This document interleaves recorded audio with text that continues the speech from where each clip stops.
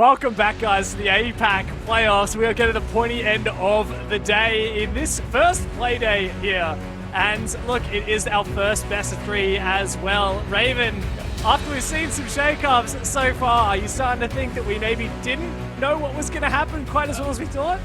I think it's always tough with APAC. I mean, APAC South all stage was pretty unpredictable. APAC North had some shake-ups as well throughout the stage.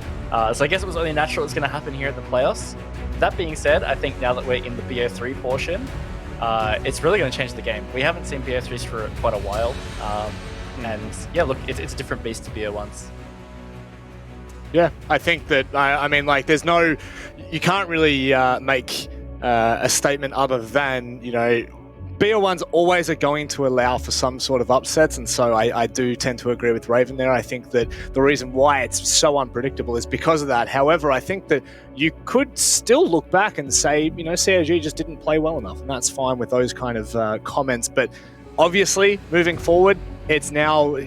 It is going to be the best team that comes out on top every time from here on out. That's it, and from here on out, we're also eliminating teams. So starting with 7th Heaven versus MercenarieZ, our next match. Now, final game of the day in this best of 3 series is APAC South versus South Asia. Now, Raven, both of these teams are seemingly coming into this year as underdogs, but one of them's going to get eliminated right now.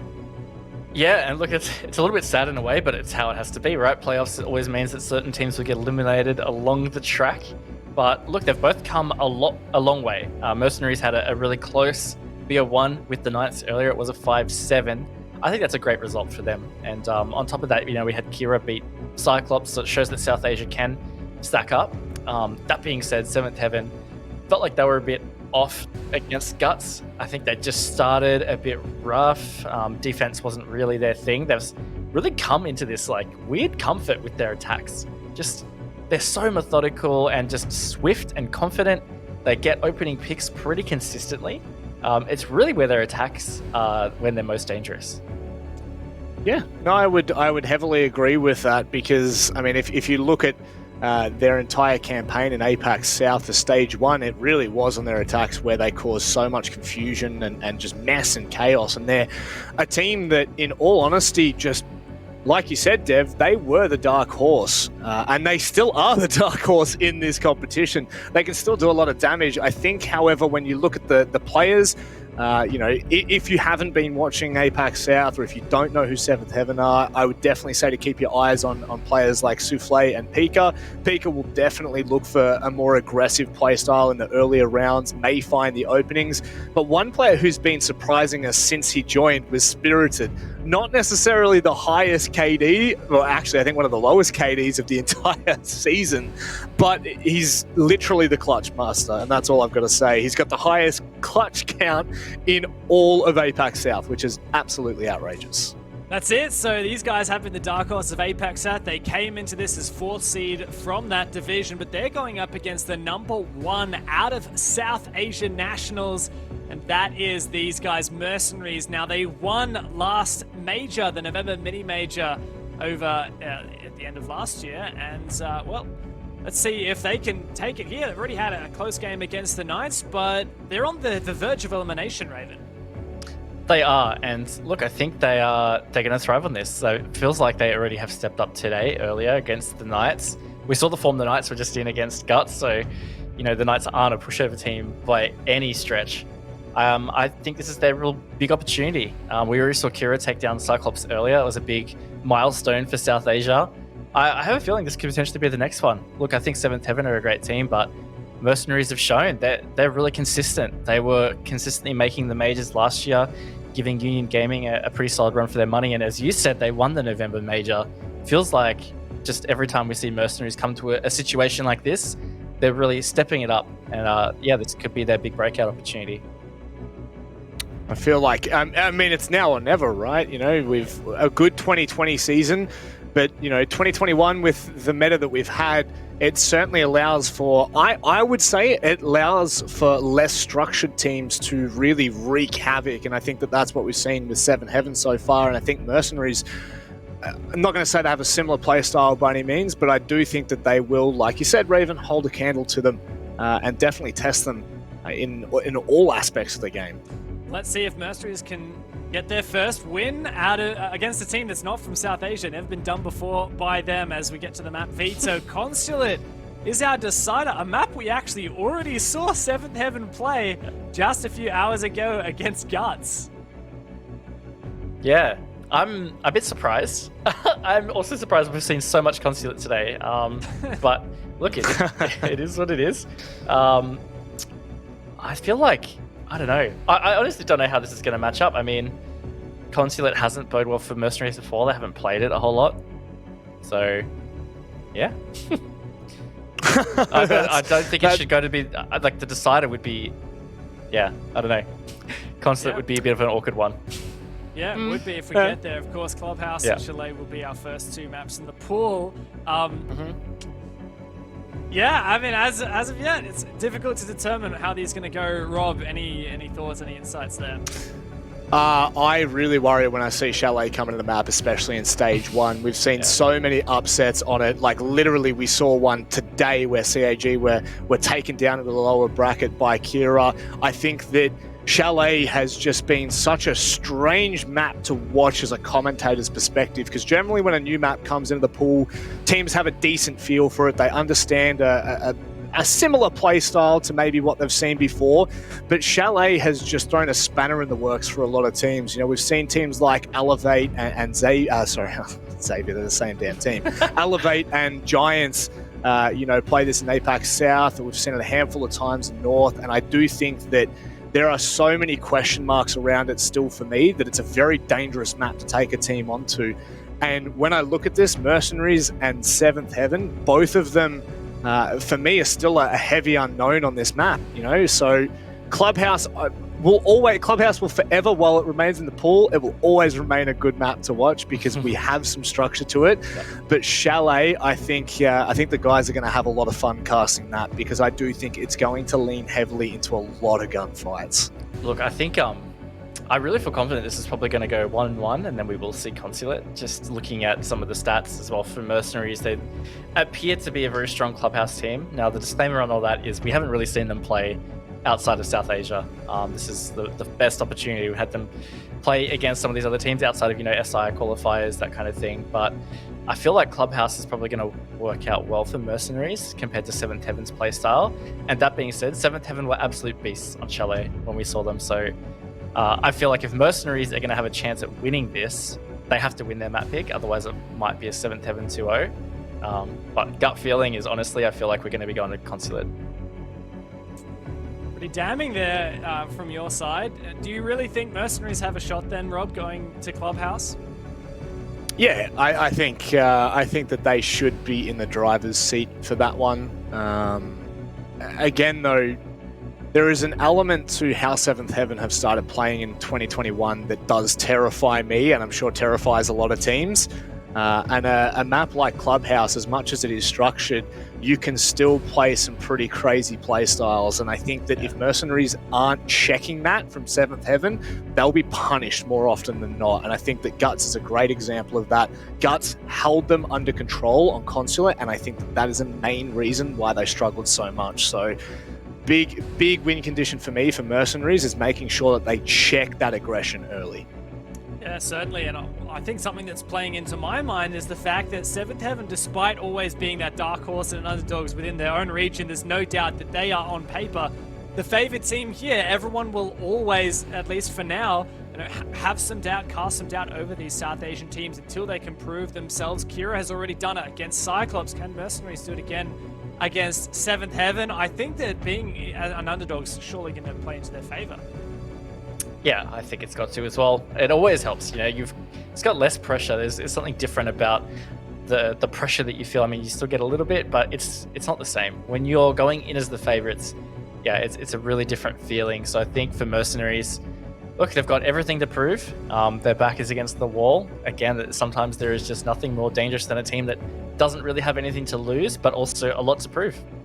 That's it. It is the last chance for Southeast Asia and the last chance for both of these teams, MercenarieZ and 7th Heaven, on the verge of elimination. We'll have to fight through this best of 3 to stay in the playoffs. Let's get the game rolling. Xenox and Guz, enjoy. Thank you very much, boys. Good work on the desk as always. Guz, final match of the day. It's a first best of 3 for APAC playoffs. Most importantly, though, the loser of this match is done and dusted and no SI points.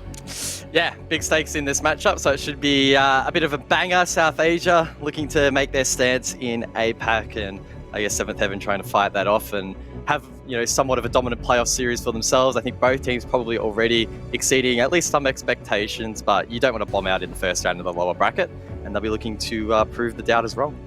Especially for Seventh Heaven as a team coming into this. As I said at the very beginning of the broadcast, they weren't expected to probably make APAC playoffs, but they're here nonetheless. And from APAC South, you would almost expect them to beat the team from South Asia. But MercenarieZ as a team almost defeated Knights earlier on. Of course, we didn't see it on the broadcast. I know that I was able to watch a little bit of it, and that was a very exciting matchup. So, look, I think this is very much what the desk said, a chance that this could go the distance all the way to Consulate through Clubhouse and then Chalet. This could go all the way to all 3 maps for what is now the beginning of what is a very long gauntlet run in the lower bracket here for APAC playoffs. One of these 2 teams moves forward, one of them says goodbye. Now, in terms of history, we don't have a whole lot to go off when it comes to MercenarieZ, but I did a little bit of digging, and I found that really the only time recently that they've played Clubhouse was actually in the South Asian Nationals closed qualifier in the grand final. They took down Kira Esports 7-1. So, you know, there are definitely no pushovers on this map, and I guess that is why they have elected to go here. On the flip side, though, Seventh Heaven as well with some decent form. They took down Order 7-3 in round 1 of APAC South, and in the relegations, they also survived an 8-7. Thatcher Maverick, though, Xenox, does that spark your interest? Well, the Maverick does. A Thatcher by itself, you know, is just about normal. Kaid getting banned out as well will make those hatches a little bit easier to open up and less trickier. Maverick, of course, the main thing is going to be that Kennel's Wall. So pretty interesting ban so far. One more to go. What are your thoughts, Guz? Well, it's Seventh Heaven with the ban. I would probably... I mean, last time they played this map, they banned Kaid. Before that clash, neither on this occasion. Mute taken off the board.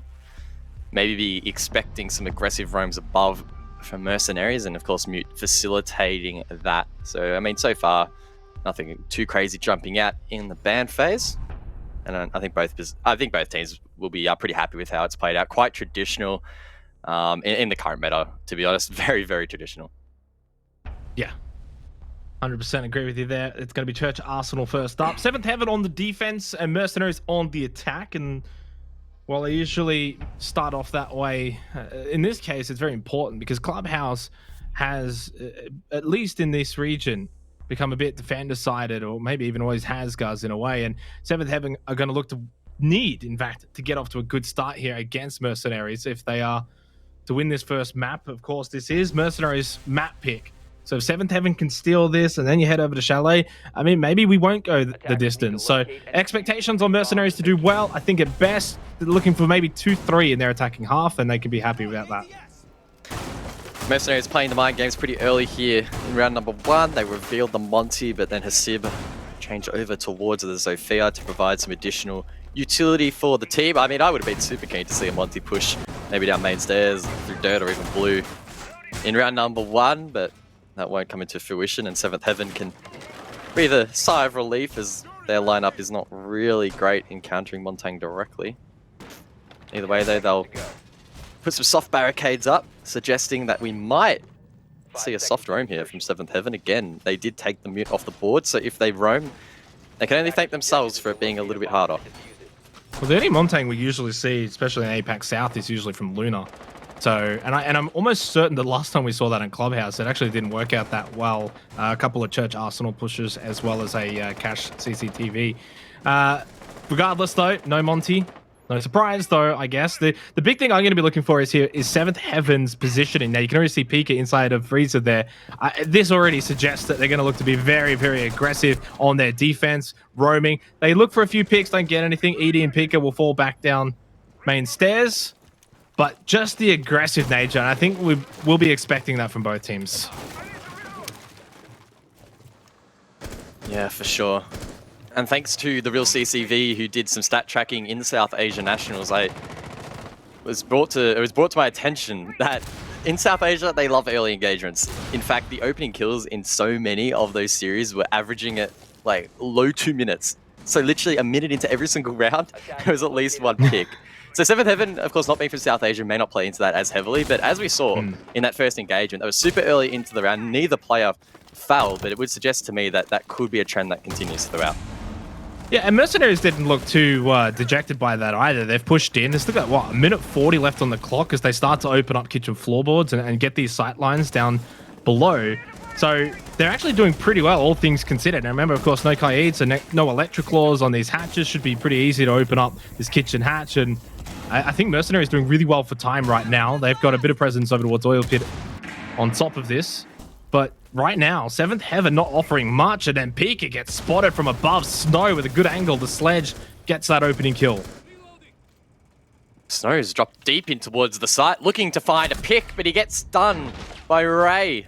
Hiding behind the tall box, taken down. A little bit of a risky play there for MercenarieZ. Brings it to a 4 versus 4, but Fatar gets one back there onto ED. And now they can surely trade this out on the attack. They're doing really well. I mean, they're even going to look to open up dirt. They've got presence if they want through Oil Pit. Obviously, they've already got kitchen as well on top of this. MercenarieZ looking good, along with the fact that it is, of course, a 4 versus 3. Great start. Hasib now on site in Arsenal. Ray does get one back, though. That might just slow this momentum and building towards getting this plant down. Maker pushing in through blue, and MI7 still above as MercenarieZ looking to maybe take this opening round here on Clubhouse. Ray over towards Modo. Souffle getting a kill, and suddenly things have just swung back in favor of Seventh Heaven. Hasib finally finds some safety inside of Church, and as he looks to stick the plant, Maker needs to cover. He does find one, immediately traded, but in the meanwhile, Hasib gets the plant down. Seventh Heaven need to time this perfectly. Oh, and they do. Spirited, the clutch master steps up big, and Seventh Heaven will just claim round number 1. I mean, Clutch Master indeed spirited once again in a 1vx. I mean, it was 2v1 to begin with, but it did come down to the 1v1, and we know how good Spirited is in these clutch moments, time and time again in APAC South, and he brings it here for the APAC playoffs. Big round win for Seventh Heaven because MercenarieZ were all over them, guys. Not quite from the get-go. We did see the aggression from Seventh Heaven early on, looking to be aggressive. We saw Pika and Freezer, and they took a few shots. But ultimately, MercenarieZ's ability to actually get control of that first floor, open up the floorboards, also getting presence in through Oil Pit, in through dirt. I mean, they were all over Seventh Heaven. So, big round win for Seventh Heaven. Quite a messy first round there. MercenarieZ pretty reliant on solo entries on the attack down the hatch drop, trying to find picks. Almost like they were just all waiting up the top and sending one by one down below to see what they could do. And unfortunately, in the end, their reinforcements withered too low and Seventh Heaven able to capitalize. And I do wonder if that's a trend that might continue here. Will the attacks be a little bit messy here for MercenarieZ, maybe a little bit more untraditional compared to what we normally see in APAC North and APAC South? Keeping in mind that South Asia are a pretty isolated region. They've developed their own sort of meta, and it's pretty wild. It's a bit of a wild west, if you would, over there, and I'm sure they'll bring that to the playoffs, as we've already seen. Well, it's interesting you say sort of like messy. I wonder if they're trying to maybe do too much there. They had too many avenues. Maybe having to focus on 1 or 2, for instance, may have worked out better for MercenarieZ. Cash CCTV, though, is going to be a different beast entirely coming into this round. Of course, we know there's no Maverick, no Thatcher, so it should pretty much favor MercenarieZ. There's a chance that they can deal with this. I can't actually recall. Were they the ones who banned out the Maverick? They were, so I was right. So they obviously are going to be quite comfortable in their ability to deal with this Kennel's Wall. X-Kara spraying out. MI7 quickly opening a nice angle in towards the rafters, a nice line of sight, and an entry point as well on the northernmost garage. Souffle playing on the stairs position may consider contesting this. No ADS devices, I believe, backing up that position, but there is a line of sight from Lounge as well. So quite aggressive here from the defense. Yeah, Pika, the way that he's playing this rafters position, he's looking to establish that presence down below a little bit rather than just proning up above and just holding the position. He's actually in the fray down below. Makes it a little bit more difficult for Mercenaries to just sort of push in and try and flush him out. So they are going to be quite slow in their approach at the moment, especially compared to the last round where it was really guns blazing from the get-go, both teams at that. Snow, of course, found that opening pick onto Pika. That was around the minute 10 mark. Ray, though, this time is going to be the one who gets the opening kill for 7th Heaven this time. Big advantage for them. Sevilla is gone. Edie actually going to be downed, Guts. Great combination of flash grenades and a frag there by Mercenaries, despite both the Jaeger and Wamai being brought to the table, and with that nice line of sight, Fatah can finish the bandit off. Of course, previously downed. He can hold the cross. A little bit risky that it isn't an entry point, but Mercenaries could still pull this off if they gain Rafters control, and with Fatah getting yet another pick, I do see that being a very real possibility. Yeah, and he's got these sight lines established now as well. Pika's going to be very careful up in Rafters, getting pushed as well from 2 players now below in Garage. Minute left in the round. He's getting droned as well, but he knows the push is coming up those stairs. Snow on point. 2 kills now in the first 2 rounds as Mercenaries look to close out this second round here on this cache CCTV site. Spirited, those available and still alive. And we know what he can do in these scenarios. He's cool, he's calm in his approach towards eliminating the rest of Mercenaries. Ray, though, on the other hand, just makes a bit of a blunder. Swing from Spirited, unsuccessful. Well, actually, in the end, a bit of a trade. Fatah getting the first kill, and that's all that matters. Mercenaries take round 2. That's what we like to see. A lot more methodical there from Mercenaries, playing quite default. I guess you could argue that maybe the upside down rappel on the main wall was pretty fresh and a little bit difficult for 7th Heaven to deal with. And that player posted up in Fatah did find 2 key picks. Outside of that, though, a good take of Garage Rafters and decent control of Lounge late to prevent the run out allowed Mercenaries to convert that round. So cheeky little comeback there, and I think Mercenaries will be pretty happy with the result. I think the one thing to sort of remember here, it's only 1-1, but this is going to be, yeah, and I say this a lot, it's a marathon, not a sprint. This is a best of 3, and both teams haven't, well, actually, I'm imagining Mercenaries, did they play best of 3s in their qualifiers to get in here? But 7th Heaven haven't played a best of 3 for a while, guys, so they've got to be cool in their approach. It's not their map pick. This is not do or die just yet, but there's an opportunity presented to them to, of course, steal this opening map and then get over to Chalet, where they might feel a bit more comfortable against Mercenaries on their pick. Yeah, the last time 7th Heaven would have played a BO3 was in fact in those relegations where they survived another day to secure their spot in APAC South this year. So I guess they have at least somewhat of a decent track record there. And again, this is Mercenaries map pick, so 7th Heaven will be looking to just put up a bit of a fight, not let it slip away too far, and see what they can do. It's not too uncommon that teams, you know, they might not be happy, but they're also not super uncomfortable if their opponent's map pick goes the way of their opponent, if you would. Yeah. All signs and all expectations as well are on 7th Heaven here, regardless of sort of map picks and who owns each map pick. No disrespect to Mercenaries, and look, they are a good team. They pushed Knights earlier, and there is every chance that they can win this, but 7th Heaven are considered the maybe slight favorites, I guess. I wouldn't even say heavy favorites, guys.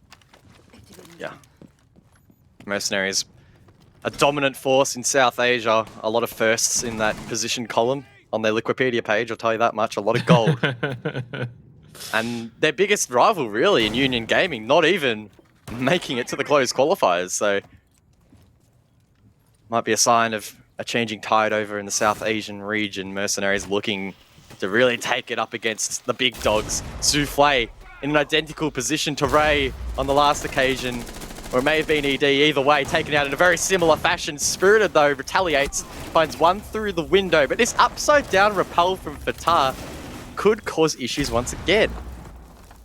Advantage Mercenaries, though, here in this 3rd round, looking to take cash. CCTV once again. As you said, Fatah, though, is the one that's proving to be a thorn in the side of 7th Heaven, struggling to deal with him on this upside down rappel over at Kennel's wall. Minute 24 left in the round, still a lot of time, and Spirited is, well, alive. He's 5-1 as well, doing well in the clutch, but also finding a few picks outside of those 1vx situations.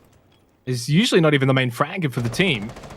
Usually you'd look to the likes of Pika or even Ray Minute left. ED, careful, down from Lounge. Finds a pick into Garage. He swings again. He gets the second on MI7. Advantage maybe, although only momentarily for Tara and Maker. Both finding picks. And guess who is in a 1vx? Spirited. The clutch master. Maybe. Still an asterisk against that. If he wins this, then that name can ring true once again. Kit on the roof, collected by Fatah. You would have to assume that Mercenaries with Rafters control will take through Garage and go for default plant. And so far, that looks to be the case. But there is still a player upside down on the main rappel. Mercenaries dedicating to this strat. 25 seconds left. Fatah's gone in, and as you said, make upside down. Nice swing for Spirited now in a 1 versus 1, and he knows that player has to come in to get the diffuser. There's only 15 seconds left, so he does not need to peek. He's playing this perfectly, Spirited. Maker's looking for an angle that maybe Spirited hasn't got covered. Close, shotgun, peek, clutch god, Spirited once again for 7th heaven. How does he keep getting away with it? Oh, ice in the veins. Spirited statistically may not be one of the strongest players, but my god, if you need a man to clutch around, give him a call and I'm sure he'll show up very quickly. A little bit questionable there for Mercenaries not to go for the default double up in terms of one player posted on the rafters and the other going for the plant. Instead, they tried to dedicate to that upside down rappel, and sure, it looks fancy and sure it does work in the mid round. It only takes a very small mistake for it to crumble late round. Of course, it did on that occasion. Mercenaries will be a little bit upset at how that round played out. That's Spirited. My word. What a legend. 7 and 1. What the hell? Yeah, he is popping off right now. And look, it's the time to do it though, guys. Of course, you know, APAC playoffs, it's not around here forever. You're in the do or die gauntlet already. Right, you're in this match for a reason. You lost earlier. Now it's do or die. You either lose or you go. So you either win or you go home. You need to perform now, here or now, in the gauntlet and make a run for that 4th place. So big ups to Spirited. Off to a great start for 7th heaven. Not reflected though on the scoreboard. It's only 2-1. Mercenaries not really feeling the full effects of some of these Spirited 1vx clutches just yet. One thing I do want to point out though, guys, only 3 rounds in, but it is a trend now, being that it's 3 rounds. But all 3 opening kills have not resulted in that team going on and winning the round. So it does highlight that even though there's this aggressive nature and we're seeing these early picks, usually beyond the 1.5-minute mark, they're not translating into round wins at all so far. Yeah, a little bit unusual. And probably a reflection of how messy the late round really is between these two. Early engagement at Secret Maker. Alexa re-peak. The Mercenaries, a reflection of the South Asian region. They will just take on any gunfight. Serve their way. In fact, MI7 now joining in on the action to try and find a pick. Meanwhile, Pika does find the first on 2 Hasib. Oh my word, he doubles down as well. They're on 2 Fatah. That's 2 kills. Make it 3 actually in the first minute of the round. This is very uncharacteristic for Clubhouses. I can't even get my words out, but I'm all for it. Yeah, it's a lot of fun to watch. You might say it's uncharacteristic for Clubhouse, but it is right up the alley for these South Asia and even at times APAC South teams. It's not exactly the most methodical siege, but it's certainly a lot of fun to watch and to see it play out. MI7 hasn't fully opened up this kitchen hatch just yet. Not really in a rush, still in a 1.5 minutes, and of course, no Kaye clause, so they can do so at any time that they wish. This is the ex-Kairos. 2 at a time to open it up. 1:20 seconds left, so despite the early engagements and the early fun, it does settle down. 7th Heaven have got their man advantage. They're happy to now just fall back to sight and make it a bit difficult for Mercenaries to win these trades down a player. 7th Heaven are definitely in the driver's seat for this 4th round. Spirited, of course, still alive, and if he's on the board, then it's probably going to be a 7th Heaven win. Mercenaries, though, getting work done on towards the hatch. Need to be mindful, of course, of Ray down below. Talk about the man in a powerful position over towards Moto. Sends out a really nice gas grenade to push back Maker. And as time begins to trickle down, it looks more difficult for Mercenaries. They seem to be having a really difficult time creating footholds on their attack on basement. And again, they're likely just going to be forced to send it down one by one and find picks. Well, last time out, they had a lot of different avenues didn't quite work out. Maybe just funneling and trading and trying to just hit your shots might work out. Drop down time. Smoke is going to throw out that smoke grenade. Ray with a good vantage point here, and again, still advantage for Seventh Heaven. MI7, no chance at all with Ray's positioning on point. 3 versus 1. Not a chance at all for Maker. He ain't no spirited. And Seventh Heaven are not playing around here. Off to a great start on Clubhouse. Cheeky little angle there exploited to win the round. And look, I hope for Mercenariez' sake that this doesn't really go to OT. That basement side looking very, very strong here for Seventh Heaven. I guess the one thing in their favor is that if it does go to overtime, Seventh Heaven will be the team starting on the attack. So take that as you would, but we can forget about that site for the meanwhile. Gym Bedroom, hell yeah, my favorite site on Clubhouse, even though statistically it's not really the best for defense. But nonetheless, we always see some pretty exciting gameplay here. And with Frost and Mirror on the board, I'm sure the excitement will continue. Yeah, and we've seen the Frost mats at times prove to be quite pivotal.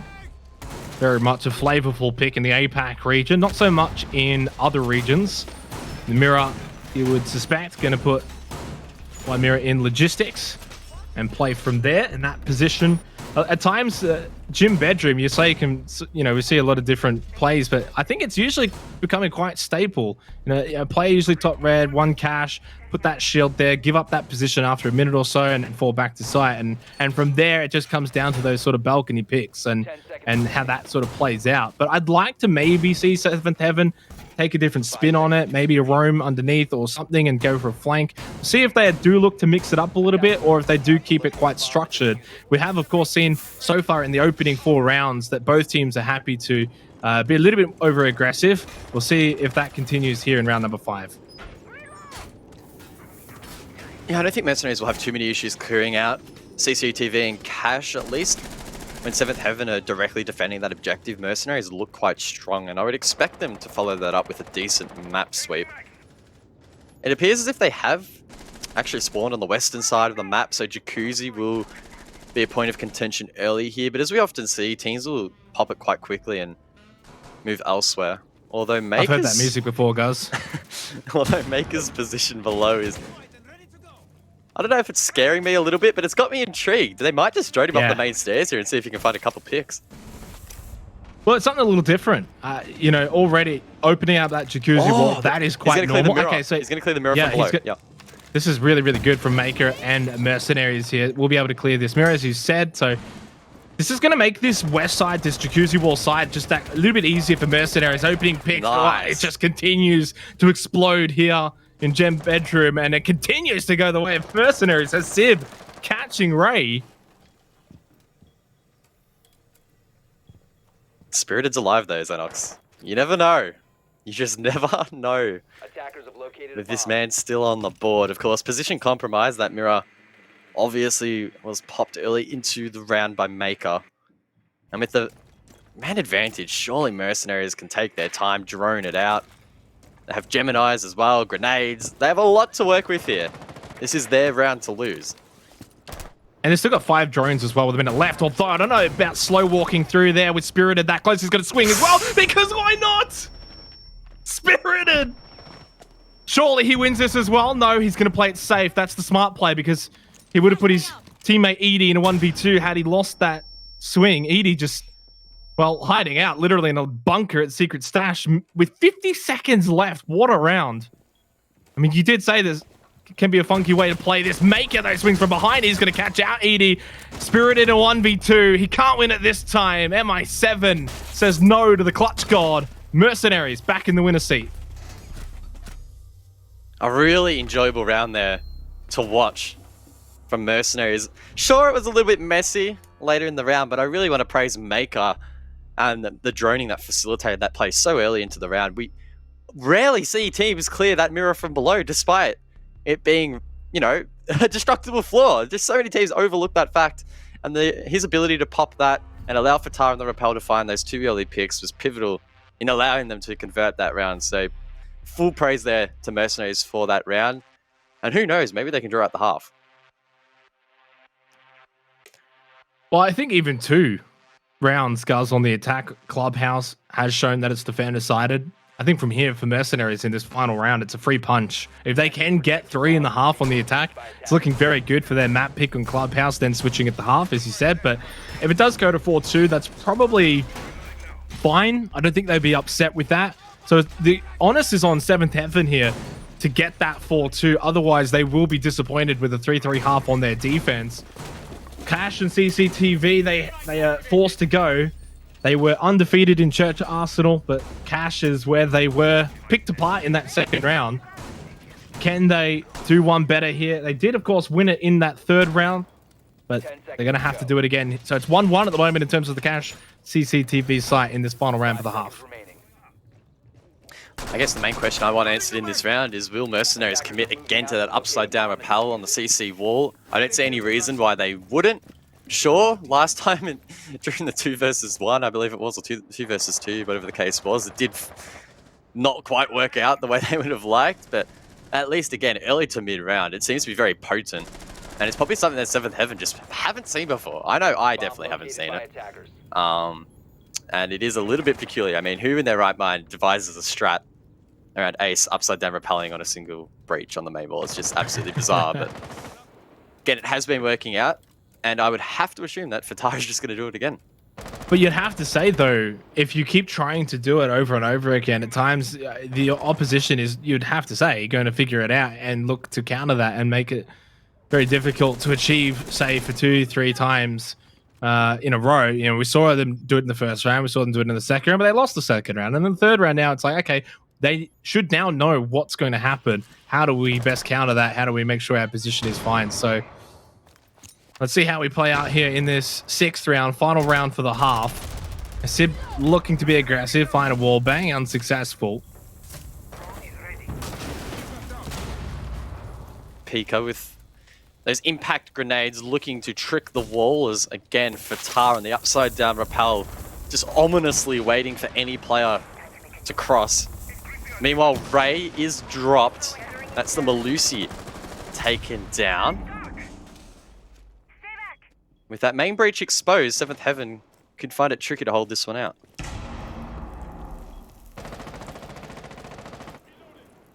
Spirited, who's been so instrumental in this first half, will be required once again to get involved, but unfortunately walks straight into the site of Snow.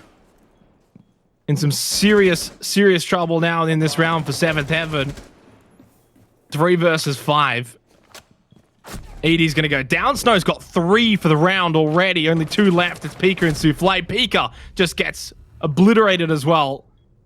And it is going to be a Mercenaries victory in this 6th round, and they are going to tie it up at halftime. 3 versus 3. Unfortunately, Souffle having a little bit of issues there in that round, but everywhere else, guys, it was a Mercenaries flawless, clean round. Great way for them to end out the half, and that strategy works out. I think with it being such an obvious strategy, is maybe the best way, or maybe not the best way to describe it, but I don't know, it's just a bit of an eyesore, and I feel like that will catch the attention of any potential teams that are going to be facing them later on in the bracket. So I'm not fully convinced that Fatah will be able to pull that off against every other team, assuming they progress deeper into the lower bracket. But hey, it's Clubhouse. We don't see a whole lot of innovation. I'm super glad that we're finally seeing some from the South Asian teams nonetheless as well, which is really epic. And it pays off. So look, unfortunate there for the Bandit. Not the reason they lost the round, let's be honest. Cash wall was soft. Don't know what's going on there. Spirited just walking into that line of sight. Again, main wall, free real estate, rafters as well, not really contested very well there. So Mercenaries on that objective looked super clean. A stark contrast to basement though. Like their basement attack was honestly atrocious, but their CCTV was like absolutely on point. So if they can maybe tidy up that basement heading into, you know, the rest of the playoffs, then Clubhouse is a really dangerous map for them.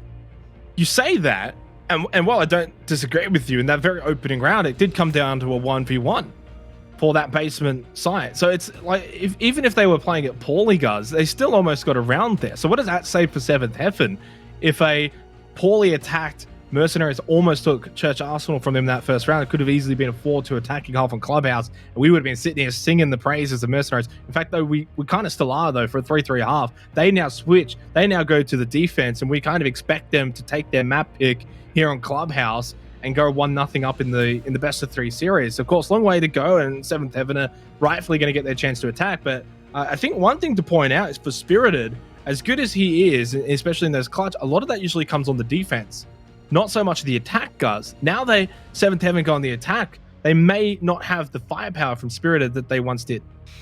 Yeah, I completely agree with you on that point, and it's important that if you aren't having a massive impact in the frag department, particularly early, mid-round, even late round, that you're doing something on the team, right? So maybe we're better off tracking what's his drone economy like, what's his utility doing, is that assisting his team in actually performing other acts around the map? Because as you mentioned, yeah, he might not be that impactful in the frag department, but on an attack pattern these days, you're typically going to have 1 or 2 players that aren't doing a whole lot in that department, right? Because you're normally going to have someone doing flank watch. You may have another player that's dedicated to doing the hard drone, the Dev Martyr role, if you would, because he obviously is not a great fragger himself. So yeah, something to track, but I wouldn't be too concerned if I'm 7th Heaven, right? Because they've been playing with him for a while now after he replaced Sino. So it's nothing new, and it shouldn't be a shock to the system. Well, I mean, I would probably be concerned a little bit if I was 7th Heaven here, 3-3 on your defense clubhouse against a team you're kind of expected to beat. Again, that's no slight on Mercenaries, because right now Mercenaries are actually saying, no, we're not expected to be beaten. We're here to put up a fight, and a fight they're putting up. And going back again to their best of one that they played earlier in the day against Knights, that was 7-5 on Coastline, if I remember correctly. And that was pretty close. That was a pretty even affair. In fact, it was, I think, even like a 1v1 that in that very final round that could have sent it to OT. That's how close it was. So for Mercenaries, they're here to play. And for 7th Heaven, if they don't pick up the pace here, if they don't improve, I can easily see them getting sent home in last place. No prize money, no SI points for an APAC South team. And that's probably just about not good enough. So they need to improve a little bit going into the second half. They'll have the opportunity on the attack. If they can't take it, then they go down 1-0. And Chalet might be their map pick, guys, but I don't think it's their map. Yeah, typically in a best of 3, you can normally back up a team's map pick with some evidence that they're actually going to be the stronger team, just objectively the stronger team. But we just don't have that history on this map. And some of the indicators we're already seeing on Clubhouse in terms of super aggressive play, innovation on a stagnant map, and just overall some pretty solid siege for the most part. It does look a little bit worrying for 7th Heaven on that second map. I'm not going to lie. I'm by no means penning that in as a 7th Heaven victory. If Mercenaries somehow manage to pluck their opponent's map pick, that 2-0 becomes a really serious threat, which would just be absolutely insane. Disappointing for 7th Heaven, but look, it's a long way away, right? We're only at the halfway point of map 1, so we're looking a long way into the future. We're preparing for the future, guys. We got to be prepared, and 7th Heaven have to be kind of prepared as well. Full focus, of course, is still on the second half for both teams. You know, things can change, things can happen, the unexpected. If Mercenaries can get 3 in their attacking half, there's no reason 7th Heaven can't do the same themselves. One thing, though, I'm going to be looking forward to in this second half is the way that Mercenaries are going to position defensively. You know, we go back to the way that Church Arsenal was played, guys, and we saw the aggressive nature of Pika and Freezer looking maybe for a cheeky spawn pick. While they didn't really engage too much in that first floor exchange, and then they kind of went down pretty quickly, I do wonder if we might see a bit more of it from Mercenaries, if they may look to put a bit more pressure on that first floor, say, for Church Arsenal, if they may look to flank a little bit more for, say, Cash and CCTV. So let's see how aggressive they get on their defense, and who knows, it might either work out really well for them, or it could be their downfall. Let's get into the second half, of course, in this first map of the best of 3 for APAC playoffs. If you're just tuning in, it's do or die time for both of these two teams. The loser of this best of 3 is eliminated from the playoffs. Last place, no prize money, no SI points. The winner moves forward and guarantees at least some SI points. 3-3, first map, first half. And just quickly continuing on from that point you made, theory crafting the Mercenaries' aggressiveness or potential for aggressiveness, as I sort of referenced earlier, during the South Asia Nationals, my God, Mercenaries were no exemption to the rule of early picks. So I would not be surprised if Mercenaries spawn peek, aggressively roam, and just engage in nutty gunfights early. I mean, they're bringing Frost for an upstairs roam on below. So if that's any indication to what we can expect, who knows? This could be wild, and sure, maybe not all those engagements will go in favor of the defense, but if they can disrupt the attack pattern of 7th Heaven early into the round, then that might throw them off. Yeah, along with the castle barricades as well. I mean, the one thing that Frost still brings, right, is that deployable shield. So, and along with the shotgun as well. But yeah, this is cheeky. Just looking to catch a member of 7th Heaven unaware. We'll position these for Gym Bedroom along with Con as well. Will it work out? I mean, this is fascinating to watch already. The real question, though, and this is sort of what I was going on about, guys, is how aggressive does, say, Fatah stay? Does he stick here or does he drop really quickly? This is going to be the big play. Yeah, I thought Fatah... Oh, well. I didn't think. I now know that he was looking to peek that window. Pretty insane. And again, Mercenaries leaning into taking on early gunfights, and whilst it doesn't pose a serious threat to 7th Heaven in that round, it is something that could catch them unawares. The Frost match shouldn't catch them unawares, though. Souffle draining those out, calling them out to the rest of the team. And I believe top 4 is now clear. So it's up to 7th Heaven to take it swiftly and now consider control of the floor above the objective. Of course, kitchen and bar. Yeah, and I think the one thing to sort of note here is that the real goal for Fatah and for Mercenaries is to just buy some time and force this top-down clear approach from 7th Heaven. Don't necessarily need to get someone injured in the Frost mat. Don't necessarily need to get a spawn peak. Just try and buy some time and make it so it just takes them that extra, say, 20, 30 seconds, clearing things, making sure that there's no one roaming around or someone sitting in bathroom, for instance, anything crazy like that. There's a minute and a half to go, and as you can evidently tell, we haven't actually seen much of, say, 7th Heaven, you know, and Pika, say, opening up this kitchen site. They're still dealing with a lot of this utility from above. So 7th Heaven are going to have to pick up the pace here. As we so often see, Pika on the sledge, establishing vertical above in the kitchen hallway. We'll need to be mindful of the one and only C4 in the hands of the Bandit. Spirited, though, he gets the first pick. It's not often we see Spirited get the opening kills, but like 7th Heaven so often do, they'll prove us wrong. And that's the Echo taken down. I don't even know where that was from, but either way, he gets the pick. MI7, though, he retaliates, and that's ED off the board. Yeah, and it's good for Spirited too, because as I mentioned before, not exactly as impactful on the attack as he is on the defense. That doesn't necessarily mean he isn't impactful at all, though. It's just, to be honest, his defense is that impeccable. It's hard to sort of match it on the attack. MI7 has now found 2 for the round. Oh, Spirited just caught unaware. Fatah with a good angle. And MI7's now got 3 for the round. Ray, all of a sudden, a 1 versus 4. No time as well on the clock. Does put up a valuable effort, but in the end, Mercenaries do close out the first defensive round of their second half. Well, that site down below proving to be difficult for both Mercenaries and 7th Heaven on the attack. One interesting thing that caught my eye there at the very conclusion of that round was, in fact, that castle barricade holding down the long angle. I guess that facilitates the defense deep in towards Armory. They can rotate from blue over towards AK rack. Fortifies the position behind the big box a little bit better as well. And they're also playing a deployable shield there too. So again, more unique strategies being brought to the board by Mercenaries. And 7th Heaven just struggling a little bit to deal with that. I think the match, though, of course, will open up. As we head above, that's where we saw it open up really on Mercenaries and attack. And I assume we'll see that trend continue with 7th Heaven. The thing that's most concerning for me, though, is the fact that 7th Heaven got the opening pick. I mean, how often do you see a 5v4 with a minute to go, Church Arsenal, the attacking team, then just completely capitulate like that? That goes down to a 1v4. And then, yeah, it's a little bit staggering for me that they weren't able to capitalize on that opening pick better, or actually at all. So, concerning times for 7th Heaven as we do go to cash and CCTV, as you said, Guz. It's been difficult for both teams, at least, attacking Church Arsenal. This site in particular, though, has been more 50-50. Definitely up for grabs. And, I mean, I'm happy to go on record and say if 7th Heaven lose this round on cash and CCTV, 3-5 with what will be Gym Bedroom and then Church Arsenal looming, it's going to be a long way back for them to close out this map.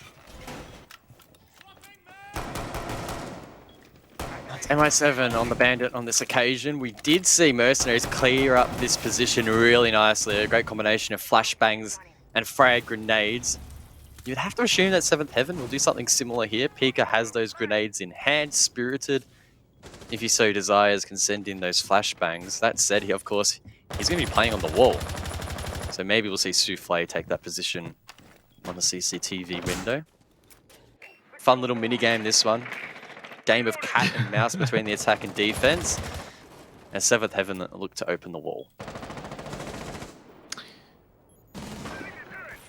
MI7 going to try his best to bandit trick the Selmas, or the exothermic charge, I should say. Not even close to being able to contest that. Too much pressure from below as well. That's a pretty early Kennel's wall opened up. 2 minutes still remaining. A lot of time for Seventh Heaven to now work Garage. Try and deal with Snow up above, which will be difficult. I mean, you got the ADSs, you got the Wamai magnets as well. It's not going to be easy to displace him from this rafters position. Drones being sent in here from Seventh Heaven as they try and ascertain what control mercenaries do have. And as we can see on the overhead, Red and Cash pretty well fortified, and with the main wall opened, CCTV can't be held directly by mercenaries, but Hesib is down below, and I believe there was a player on rafters. So at the moment, all the key positions are locked down here by mercenaries, and as Maker gets the first, Seventh Heaven are not in a very good position. So now that they're down a player, let alone that player being spirited. Oh, no way. Oh. Oh, this close. Souffle, though, just takes the head off of Hesib. Did just take actually 2 little shots back. I believe that was from the player up in rafters. 45 seconds left, and it's a 4 versus 4. Opportunity brewing here for Seventh Heaven, though, and they need to take advantage of it. They need to still deal with that player up in rafters, though, in Snow. Pika getting MI7. Ray can now look into CCTV. Can open up that cash wall a little bit if he wants. Snow just repositioning slightly here. Oh. Does he know the player has walked in? He doesn't. Souffle has just caught him blind. Snow had no idea that he had walked already into Garage. 15 seconds left. It's only 2 left for Mercenaries. Make that one with Maker's elimination. It's only Fatah left. And he does stop the diffuser, but he loses his life instantaneously afterwards. Souffle with a big headshot. Seventh Heaven with a much-needed round win.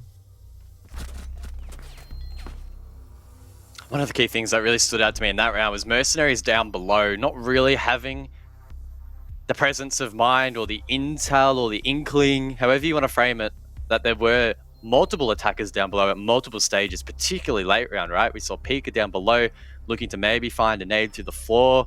He ended up getting a gunfight there onto MI7, I believe it was. We saw a second player super deep into the round also taken down below, and that impact is completely nullified by the attack. It was a strong start to the round for Mercenaries, but the second that over-aggression brought it back to the 4 versus 4, Seventh Heaven made them feel the pain and brought it back. For a very split second there, Mercenaries had selected Cash CCTV, then they've switched it to Gym Bedroom. Just have to wonder if there was a mini debate, but even just a split second, guys, as to whether or not they have a second chance, second opportunity on Cash CCTV. They've elected not to redo that site, and they've moved over to Gym Bedroom. This could be pretty telling. I think you said it earlier that of all of the sites, at least on Clubhouse, Gym Bedroom's probably better for the attacking team. So they've chosen to avoid Cash CCTV. We'll see if it bites them in the behind. 5 seconds left. I'm actually curious to know where Hesib has placed, or is going to place, as he hasn't placed them yet. Those black mirrors. You would assume one here inside of the little box in Lodgy, and the other inside of bathroom. Again, another interesting adaptation here for Mercenaries. They're leaving a prone hole between logistics and con. Normally that's a crouch hole or just a straight up walk-through hole that is later reinforced, but Mercenaries allowing their defenders to rotate during the prep phase, but not making it an easy path of entry for the attack during the action phase. So again, I'm liking what I'm seeing. I've seen more innovation in this one best of one from a South Asian team than we have seen, at least from South APAC, for the entire stage. So props to them. That jacuzzi wall, though, immediately opened up. No surprises. A lot of time left in this round as well. Really good opportunity for 7th Heaven to get 2 round wins in a row, take a 5-4 lead. Of course, then that means that they can actually afford to lose Church Arsenal later on. Maker, bit of a swing. Looking from top red down the push. But he was blinded and flashed a little bit. He ended up just blocking up the Vulcan shield. Didn't quite work out. Edie with the opening kill onto Maker, and Souffle then gets one onto MI7. Well, your setup can be as fancy as you want, and it might look nice in the overhead, but if it doesn't work out inside of the server, then look, it's just it's not going to do the job required. 2 players from Mercenaries, Fatah and Hasib, critically low already in this round. Surely 7th Heaven take their time and convert. There is no reason why this should not be their round to win. But maybe the Spirited isolated over towards Jacuzzi with the diffuser in hand could pose a problem. Impact grenade from below was able to get the down onto Hasib, who was already quite low in health. Snow catches Ray, but they are bleeding players profusely. Look at this position, this angle from Snow, though, on that prone hole, as you mentioned earlier. 40 seconds left. Spirit is going to get the plant down, though, in bedroom, and, well, Fatah's too low to really make much of a play. As soon as Snow pushes onto site, he is just going to be swarmed on, and, well, Edie does just that. 3 kills in the round. Fatah from below. He's got 34 seconds to... Oh, yeah, jeez. A little slow on the reaction time there. Souffle will punish him. 7th Heaven win the round. 5-4. They've won the last 2. Boop.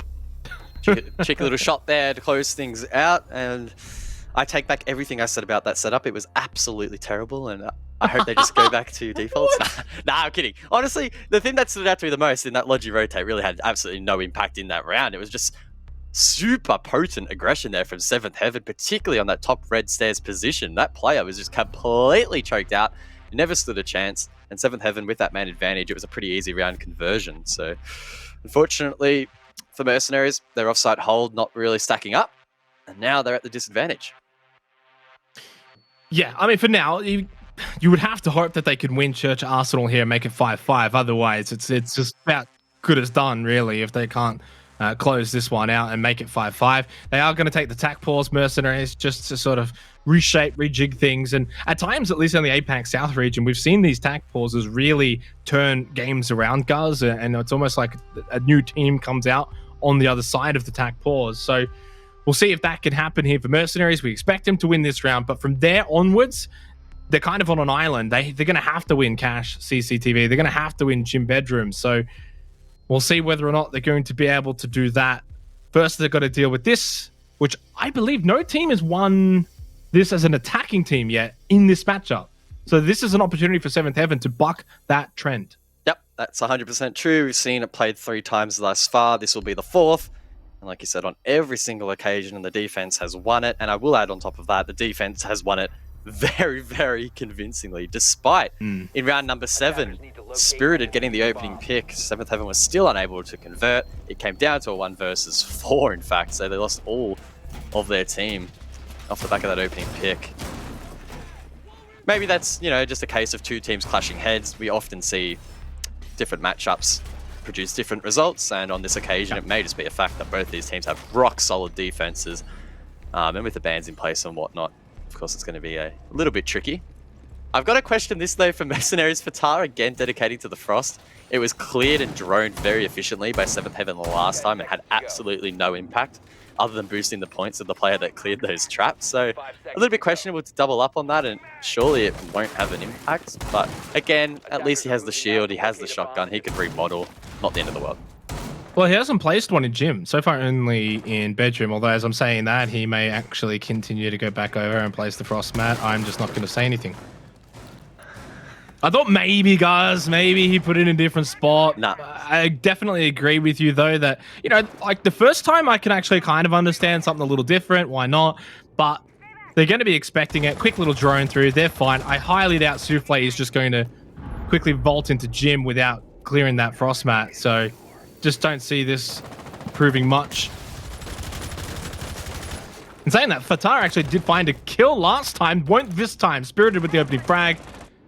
And advantage 7th Heaven. This is really big for the remainder of this Church Arsenal attack for 7th Heaven. They need to capitalize on this. We saw a 5 versus 4 last time. That did not work out at all. And I believe it was 7th Heaven in the opening round of the second half. They had a 5-on-4. They got the opening pick from Spirited. Oh, don't walk into the trap. Oh my God, Ray. Oh. Please. My heart. I really hope that he did actually see it. I was just walking close to it, but I swear to God, that looked like he didn't know it was there. Either way, getting a little bit excited over nothing there. Ray lives for another day, or at least another round, and they can begin to remodel again that kitchen hallway. Souffle, I would presume, will begin to position himself over towards Secret Maker, though. A little bit of a wild card this round for Mercenaries, playing deep inside of Oil Pit, but thinks better of it as he is droned out, I believe, and will fall back. Yeah, I think Souffle might have been the one to drone him out there. Good call, Guz. So, look, you got to commend Mercenaries in some way, right? They are trying something different in different avenues. Doesn't necessarily mean it's working out. I mean, it worked out well last time. Snow, though, with a really good Nitrocell kill onto ED. Pika trying to fire back, but I mean, let's be real, that was ambitious. So 4 versus 4. They do take out the Hibana. 50 seconds left in this round. Kitchen hatch still hasn't been opened.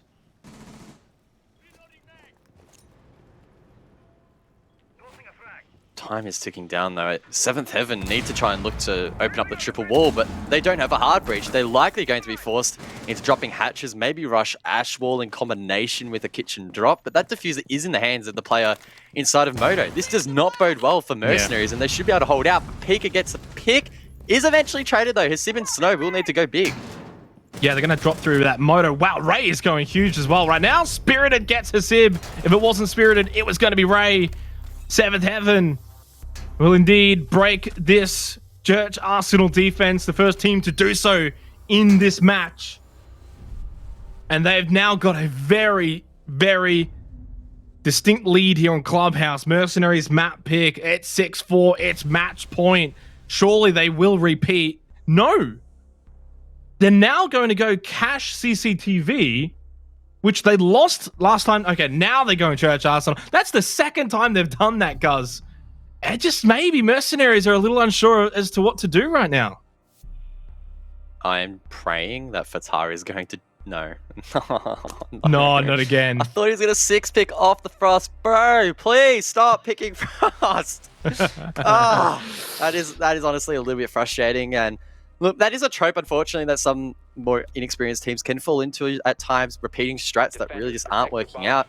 We're seeing time and time again that same castle barricade being used downstairs, and it worked in the first round, but probably choked out the defense a little bit there on the second. And Fatah repeating the frost pick, and it looks like he's doing the exact same route. He's going to go above, create the rotates, place down those frost mats in the exact same spots, despite 7th Heaven already seeing it twice. And I know I'm bashing him a little bit here and nitpicking a little bit, but it's small mistakes like this in playoffs at this level that are going to cost you. You can get away with this in the South Asian National Open quals, maybe even the closed quals, but not in the APAC playoffs. It's just not going to work. That repetition will be read into. I mean, look, the one thing is it does give intel, depending on how Fatah wants to play this. Now, at least this is something a little bit different. Yes. This is fine. If you keep, repeating the same position, well, he's going to put 2 here. If you keep repeating the same thing over and over again, and it's the definition of madness, right? So at least something a little bit different here from Fatah. Very different from Fatah, in fact. Very questionable. Very questionable. I have never seen this, Guz. I don't know if you have. I definitely haven't put a frost mat there, but what do I know? I've never played the frost logistics in a hatch match, one's a bit different, but... Well, the thing is, if you place it right underneath the hatch, sometimes the debris, once you open the hatch, can actually cover those mats. So I really do like to double down there, and it could potentially catch a player off guard, right? So Pika opens the hatch, and the debris does cover it. He might not see them on the drone. It can depend. Yeah. But he does see them. So there you go. That entire plan has been unraveled pretty quickly. That was pretty easy, yeah. And again, I think the one thing you pointed out, at this level, right? Maybe at the lower levels, maybe if it was me, I would just drop down and be like, oh, what? Why is this here? But not at this level. They're going to do their due diligence. They're going to make sure that they clear out. Look, and I guess that is the one thing that the frost mats are providing, though, is it just buys that little bit of time, guys. It's a small amount, but, it's something. that 7th Heaven have to clear. It's something that 7th Heaven have to deal with. And then, of course, you've got the deployable shields. Like, look, I don't want to totally bash it entirely. Pika getting the opening frag onto Maker, though, makes things, once again, pretty miserable for Mercenaries here on match point. They get one back, though, through the man himself, Vitar, playing in stage. Oh, can he get back to sight, though? No, Ray. Holding that cross, holding down the line here for 7th Heaven as they edge closer and closer towards taking map 1 in this best of 3. Mercenaries need to really hunker down here. A lot of work still to be done by both teams. With Moto Hatch being open, that's a nice line of sight. A lot of pressure being applied here by Spirited. He connects a couple of shots there onto his Seer, but it's not enough to find the pick. And that Echo will still be alive deep into this round. 1 minute left, 4 versus 3. 7th Heaven. Are they about to take Church Arsenal for the second time in a row, along with the fact that it would win them the map here on Clubhouse? Spirited has been sensational in this matchup, both on the attack and on the defense. 40 seconds left. And you just sense that it's starting to go the way of 7th Heaven here, looking to find this pick, looking to flush out that player over in Church. Ray's dropped down Moto Hatch, and Hasib does finally get flushed out. And MI7 is able to get one back, but they're running out of time and they're running out of players. 3 versus 2. Ray is lit up. MI7 trying to just go big here from Blue, but he's going to have to go huge to salvage this one in a 1 versus 3. The plant from ED is going to go down. MI7 not going to be able to tonight. Ray is watching the hallway, and 7th Heaven go 1-0 in the series. We'll be heading to Chalet soon. The strats look nice there for Mercenaries, but 7th Heaven able to pick them apart in the end. 4 attack wins straight to close out their opponent's map pick. And this flips the series on its head. 7th Heaven now positioned very nicely to close it out on Chalet. They certainly do. Although, as we said before, it might be the map pick for 7th Heaven. It might not be their map, though. Chalet is certainly a wild card map at the moment. Still very early days since coming back into the map pool. For 7th Heaven, though, they should be very much ecstatic with this victory on Clubhouse. It was, of course, the map pick of Mercenaries, and it might be Mercenaries' undoing, because now they're going to have to win the next 2 maps if they are to come back in this series and keep their APAC playoff hopes alive. Yeah, well, Chalet is just such a difficult map, though, I think, to make an assumption on as to which team's going to win. Sure, you have to back 7th Heaven in to some extent with the series lead and it being their map pick, but as we alluded to earlier, there just isn't much history to go off. And sure, some of the strategies got a little bit repetitive there from Mercenaries, but I'm expecting to see some really interesting innovation from them. And if they can catch 7th Heaven off guard and establish some dominance early into this second map, then who knows, we could end up heading to the 3rd. Yeah, it's going to be very, very fascinating to watch that Chalet play out. Before we get there, though, we are, of course, going to throw it back over to the desk where they can break down this Clubhouse. Thank you, Xenox. A game that we weren't really sure how it would go, but map 1 has been determined. Now, guys, Mercenaries, a bit of an interesting start from them, and 7th Heaven, they do run away with it. What was there to say there? Look, I think Mercenaries had their shot. They had an opening there in that first half in particular. They looked like they were actually playing quite well, but 7th Heaven started to really lift in that second half. On top of the fact that Spirited, again, the clutch god, he was really keeping 7th Heaven in it in that first half. He had a clutch or 2 of his own and kept a bit of an impact on the scoreboard. But I think what's concerning for me is it felt like 7th Heaven started to find some form in that match. And also moving into Chalet, I really feel like for me, 7th Heaven have left a pretty lasting impression on how well they played in the regular season on that map. So yeah, I think it's going to be a tough series here on out for Mercenaries. Yeah, your back's up against the wall in the best of 3. You lose your map pick, and all of a sudden you've got to fight it back on Chalet of all maps. Now, they have a good track record on it. You know, they're currently 3-0. That's Mercenaries, obviously, but I just don't know whether they're going to have the fuel in the tank against a team like 7th Heaven. They are looking pretty sharp right now, I want to say, and especially, you know, the last 4 rounds straight to be able to take that and take your opposition's map pick. I think that's just huge momentum given into the path of 7th Heaven and those big fraggers at the top like Souffle and Pika. That's it. Well, both of these teams won't progress through the bracket. This is an elimination match, and we're going to have to say goodbye to either Mercenaries or Seventh Heaven, who are now one map up. Chalet is coming very, very soon. Don't go anywhere.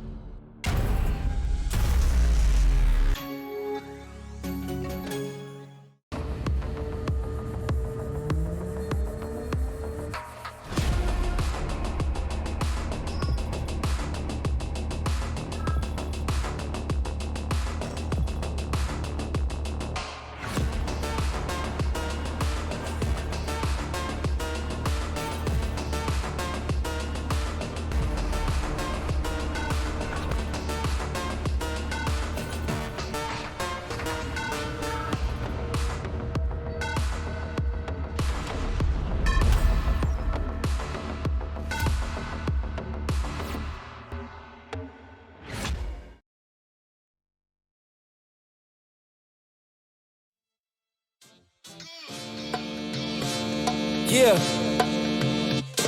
Ow! Yeah. Y'all think too small, I got big dreams. You just starting, I'm way ahead at the end scenes. Started reading and dodging all of the quick schemes. Money like your Spotify, boy, I got 10 streams. And I'm still looking for more. My people, they got a soar. I'm putting that on the Lord. Ain't accepting, ignore, just kicking down all the doors. Guarantee you, boy, if I ask for it, it's gotta be real big.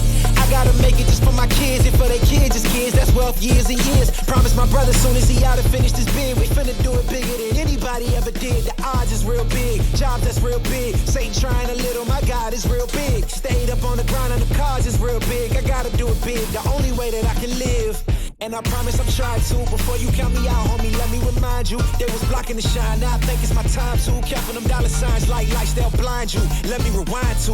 Back when I was broke and I couldn't acquire 2 cents, and now I got 2 rents. They was sleeping on me, homie, must have got too big. Call my phone, I be like, who this? Damn right, hell yeah, I'm brand new. Smell like can too. I'm fresh forever like canned food. Try and tell me what I can't do. I wanna see the world, my vision on Shamu. That mean I got goals that's real big, foes that's real big. Y'all offer too little, sorry, my soul is real big. Coming into the ring with blows that's real big. I gotta do it big, that's the only way I can live. I gotta do it big. I gotta do it big. I gotta do it big. Gotta do it big, that's the only way to live. I gotta do it big. I gotta do it big. I gotta do it big. Gotta do it big. That's the only way to live. Come on. Yeah, come on.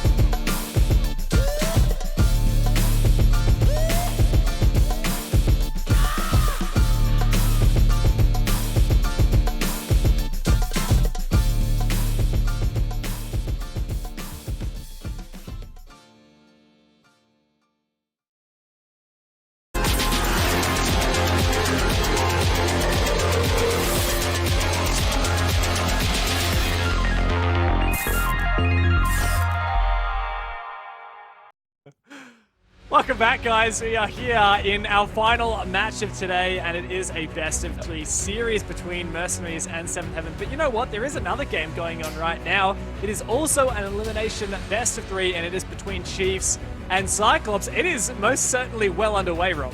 Yeah, it certainly is. First map, Oregon has gone the way of Cyclops 7-5 after an incredible half from Gatorada in the second half. Some magic from Chiefs made it 5-6, but unfortunately it's just not doable. They are currently on Villa, and they are already 1 round into it where CAG are running away with it. So that is, of course, the pick of the Chiefs.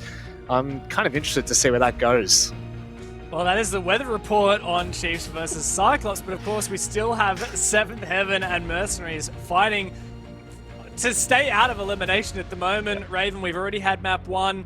It didn't go out so well for Mercenaries as it was their map pick. Now Chalet is up next. Yeah, and look, I'm just, I was saying before the break, I'm concerned now because I feel like Seventh Heaven have put in, obviously, a very big case about why they are a great team at Chalet. They had a strong win against the Giants in the regular season. So look, I think it's going to be tough. That being said, Mercenaries showed some really good patches on Clubhouse. Maybe we'll see some surprises from them on Chalet. It's possible. Well, thank you, Manic. Thank you, Raven. And let's see who takes it. Let's see if Mercenaries has a second win, or whether they will get eliminated right here. Xenox and Guz, tell us the story. Like a bedtime story, like a fairy tale. I don't know what story you want, Dev, but one story we will be able to give you, of course, is a story of Chalet, and that it is a beautiful, beautiful map, guys. And I'm excited to be heading here. We obviously haven't seen too much of it in stage number 1 for both APAC South. In fact, I don't even think we saw it at all in OCN until I think the grand final. So I'm excited to head here, but what I will say is I got no idea who's going to win this match because we don't really have much history of these two teams ever playing Chalet. It's probably the first time ever. Yeah, your guess is basically as good as mine, and honestly, I just cannot wait. Chalet is an absolutely banging match, a lot of action. It's just absolutely crazy, to be honest. A lot of the objectives are already leaning into the attackers, which is nuts. It's such a fresh map, normally heavily defend-decided, but yeah, who knows? A spatter could be thrown in the works in this matchup, would not be surprised. I'm just here to be happy to be here, telling the story, and hopefully it's a bit of fun. Yeah, it is going to be a lot of fun. Let's get into it. Match point, series point, however you want to say it, for, of course, 7th Heaven at the moment after beating Mercenaries on Clubhouse. They now have the opportunity to knock them out entirely if they can succeed here on Chalet, which, of course, is their map pick. Just quickly, though, we did have, of course, the off-stream match between Cyclops and Kira Esports, the other South Asian team. That was on Chalet, and let me tell you guys, having watched it, it was surprisingly defend-decided. Make of that as you will. Yeah, maybe the South Asia region has a special grip on this map. We'll have to wait and see whether or not Mercenaries can provide the goods. And honestly, heading into the playoffs, you would, on paper, expect Mercenaries to actually be stronger than Kira Esports. So, I mean, if Kira could take it up to Cyclops on this map, I see no reason why Mercenaries could not do the same. And yeah, stakes are huge, of course. The loser of this matchup goes home basically empty-handed.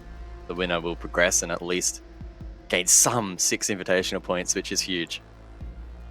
Yeah, I mean, you say basically empty-handed. It is actually empty-handed. So I would definitely say whoever loses this match is not going to be happy. Or, sorry, I should say this series. Nomad taken off the board, obviously, for that flank watch. I like the Valk ban as well. For a map where there's a lot of movement, a lot of roaming around. Intel, of course, is going to be pivotal. So both of those banned out by Mercenaries. Yeah, I like to take the map veto, or not the map veto, the operator ban phase to look at the team's history, try and ascertain as to what we can expect heading into this one. Unfortunately for Mercenaries, really unfortunate, a whole lot to go off, but 7th Heaven at least have something. They took down the Giants of all teams, 7-5 in play day number 5 of APAC South this year. So, you know, not a bad result. Unfortunately, the Giants not in the playoffs, so arguably not a huge test, but in terms of, for namesake, still a very good opponent, and a good result nonetheless to bring into this one. Yeah, let's get started. It is going to be 7th Heaven on the defense first. As I mentioned before, in what is a map that you would typically suspect to be slightly more attacker-sided, it's got that sort of coastline vibe to it. As I said, there has been instances where defense can rule, and one of those sites being Bar Gaming. This is notoriously the site to play for defense first up. It's just a little bit harder for the attackers to take it, and compared to the other sites, especially here on Chalet, where where it really opens up is like Snowmobile Wine Cellar, and then anything that is in relation to, say, kitchen dining, for instance, or even master bedroom and office is not exactly the most defender-sided site. So this is the site 7th Heaven need to be winning, and well, when Mercenaries on the defense, they also need to be winning Bar Gaming. Yeah, you say that, but not to throw it under the bus, but Chalet is like a super hard map at the moment to ascertain attack win rates, right? So you look at APAC North, for example, where Bar Gaming was played equally least with a 56% win rate to the defense.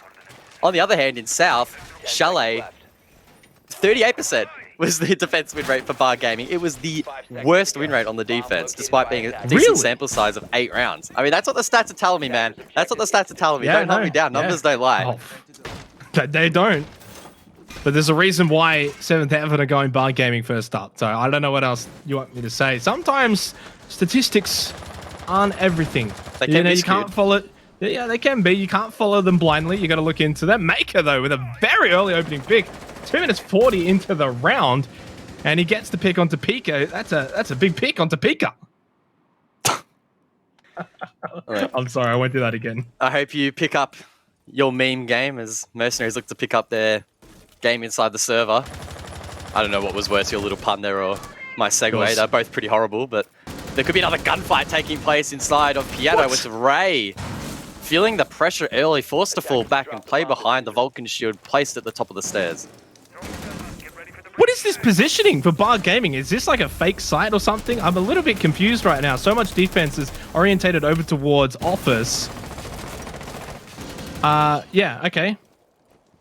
Sorry, not, yeah, well, I mean, this, I guess, wall watching Library Stairs corridor is something from MI7 as he pushes in. This is going to be interesting. The shield above as well, on top of Library Stairs, means that Ray's playing super aggressive right now. Really depends on whether or not they can clear this shield effectively. That ADS eats up the first grenade, and Ray is feeling pretty comfortable to hold this position. He's holding down the fort, lights up his Sib. I think finally he'll be forced back. No, the shield's still standing, but it doesn't matter. He is eventually taken off the board. The nade will confirm that kill from MI7. Now the players inside of Library like Souffle. In fact, it's only Souffle under whole lot of pressure. He needs to go nuclear here. So there's still one that's now going to come up Library Stairs, take that position that we saw from Ray. That's... what? Team kill from Hasib onto MI7. This is some sort of opening round to start Chalet. Souffle swings out over at the mezzanine, and now he's got a second one onto Hasib as well.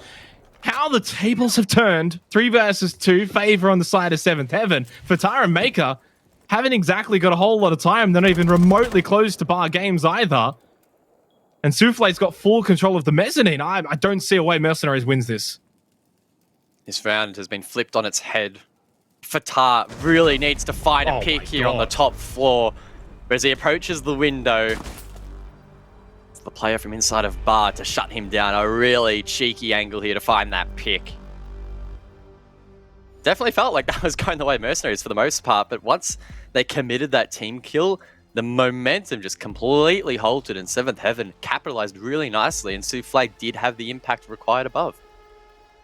Yeah, full credit to 7th Heaven there to hold their nerves. Mercenaries never really even got out of Office. I mean, they basically got into Office nice and early, and then they were kind of shut down. That position from Ray, top of Library Stairs with that shield, with the Vulcan shield, proved to be quite pivotal. Did get eventually eliminated, but then from there, we saw Souffle push out to the mezzanine and pick up a nice double and just kept control of that upper floor. Never, not once, did Mercenaries even set eyes on Bar Gaming. They didn't even look at the site. So good defense from 7th Heaven, as expected. We now go over to Bedroom and Office, which originally when I first started having a look at Chalet, I thought this would maybe be the site defenders would choose. Bar Gaming ended up at least becoming the preference for that first option. This has now taken the second option spot, though. See what Mercenaries can bring to the table to try and disrupt 7th Heaven. 5 seconds to insertion. 7th Heaven leaning somewhat into information gathering. ED on the Echo can roam those yokais around and gain information for the roamers. Pika, DMX4 Storm, can really cook up a storm, I guess. That gun's super powerful alongside his ability to also gain information. Spirited can deny drones, and Souffle can slow down the attack as well. So pretty formidable lineup here from 7th Heaven. Mercenaries on the flip side, though, have a lot of explosives to deal with these. 2 nades, 2 explosives from Maker, and 3 from Snow. So no shortage on the side of the attack to deal with what has been established. Ray from the drone hole. MI7. That's a flashback to the old days of Chalet, when teams used to defend down here. It was potent then, it's potent now, and that's a great opener. I was going to say, Ray was already lit up there as well. I don't think he was ever going to be able to make it really back up onto site. Very important to, of course, have this kitchen control for the defense and just deny that vert. But this is a shambles of a defense from 7th Heaven. Oh, Pika with a big double. Has just at least brought this back, as Snow is also going to be eliminated after being downed earlier. So it's a 2 versus 2. Oh, the swing! He's got 4 in the round. Meet your maker. Pika with 4 kills now. Looking for the ace. I thought, honestly, Mercenaries had this one in the bag. Edie does get lit up on the Echo, and he can just play this trophy stairs with all these ADSs still to his device. He also has the diffuser down below, but he's not going to play off it. I think Fatah did have to vault in to get it. I think it's important that Pika and ED play careful here, right? They're both super low on HP. Fatah with the AK could well and truly win this round. So Pika needs to not get too greedy here and try and find this pick. Instead, just trade out ED and get this round win on the board. Did he get that Yoko drone? I'm not sure if he actually did. I thought he might have missed it. ED got to be careful, but he just swings right after a little peek left, and Seventh Heaven stealing that round courtesy of Pika with a 4K. They go 2 up here on Chalet. Just a little bit of action going down over towards Trophy for Seventh Heaven. And it is, of course, the defense that survives and wins the round. I did think there was a small window of opportunity for Mercenaries to get back into it, but really well traded at the conclusion of round number 2. And as we head into round number 3, Seventh Heaven are now positioned nicely to take 3 straight. We know that that is often a good sign for the defense, and it's not really looking like it's going to be slowing down. Mercenaries need to adapt quickly and try to cook up something here.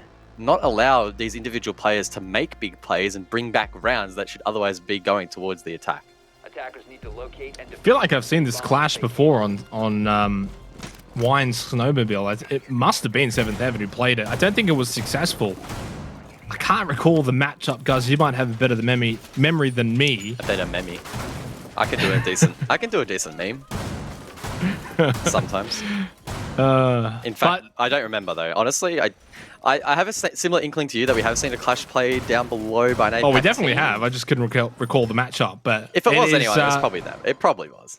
Yeah, it wasn't necessarily successful though. It did buy a lot of time, and it was a nuisance, but it wasn't successful. Actually, no. So I remember. Sorry to butt in. No, I remember. Yeah, no, go for it. 99% sure it was Seventh Heaven, and they played the clash predominantly down the bottom of the main stairs, right? They played it next to the cupboard, trying to hold the stairs, trying to hold the main breach. But it didn't really work out. He ended up just getting completely dumped with utility, which is just the way to deal with clash. So it didn't quite work out. But at the very least, if Seventh Heaven decide to play it in a similar fashion to that, they might be able to just drain some utility. And you know what? Spirited, you're just going to have to take the L in that column for this round. But if he does his job and soaks some of that utility, then it might not be the worst outcome. Yeah, definitely agree with that. And a good opportunity to go around the world here on Chalet, which would be disastrous for Mercenaries as well. This is the site they're expected to do well on. And I tell you what, if they can't do well here, they are in a bit of trouble. So, 2-0. Where does Mercenaries go from here? They're down 1-0 in the series. Both rounds, I mean, have been in their hands at one point. They've had advantages. They've been in good positions in both of the opening rounds, but failed to capitalize. This might be the round that actually Seventh Heaven get off to a good start and just run away with this third round. MI7. Seeing what he can find. Oh, there's a ping, and that's going to be a nice little wall bang onto Souffle through, I think it was the bar desk. Ray, though, looking to reclaim that position behind the bar. No one on the main stairs contesting it in the meanwhile. The Mercenaries need to be mindful that they don't let this player slip away, but he's being called out, and Maker can capitalize. Looks to quickly flick onto the player on the library stairs. That's ED. Snow just sending it, gets shut down, and that could be the opening that Seventh needed to try and bring this one back. Got the Rick and Morty skin as well. Minute left in the round. ED holding that library stairs close. Makes it very difficult for Maker to, of course, push in, and it denies this library stairs. ED doesn't have to swing too much here. Can just hold this position, try and buy a lot of time, and deny that entryway. Spirited yet to get involved. Oh my goodness. So close to being eliminated, of course. Any little bit of damage is going to be able to finish him off. ED expecting the push, and Maker's now going to make that push, the swing. Unsuccessful from ED. Maker's at about half health, so it won't take much. ED is getting very antsy here. With only 30 seconds left in the round, he knows that Maker's going to push at any second. Pika as well still has yokai drones that could be used. That scan could prove critical. The players begin to fall. It's ED left to post up here on the stairs. He does find one, but there's still 3 left. The player inside of blue will swing, and Hasib will connect. Mercenaries get their first round win on the board with a convincing execute.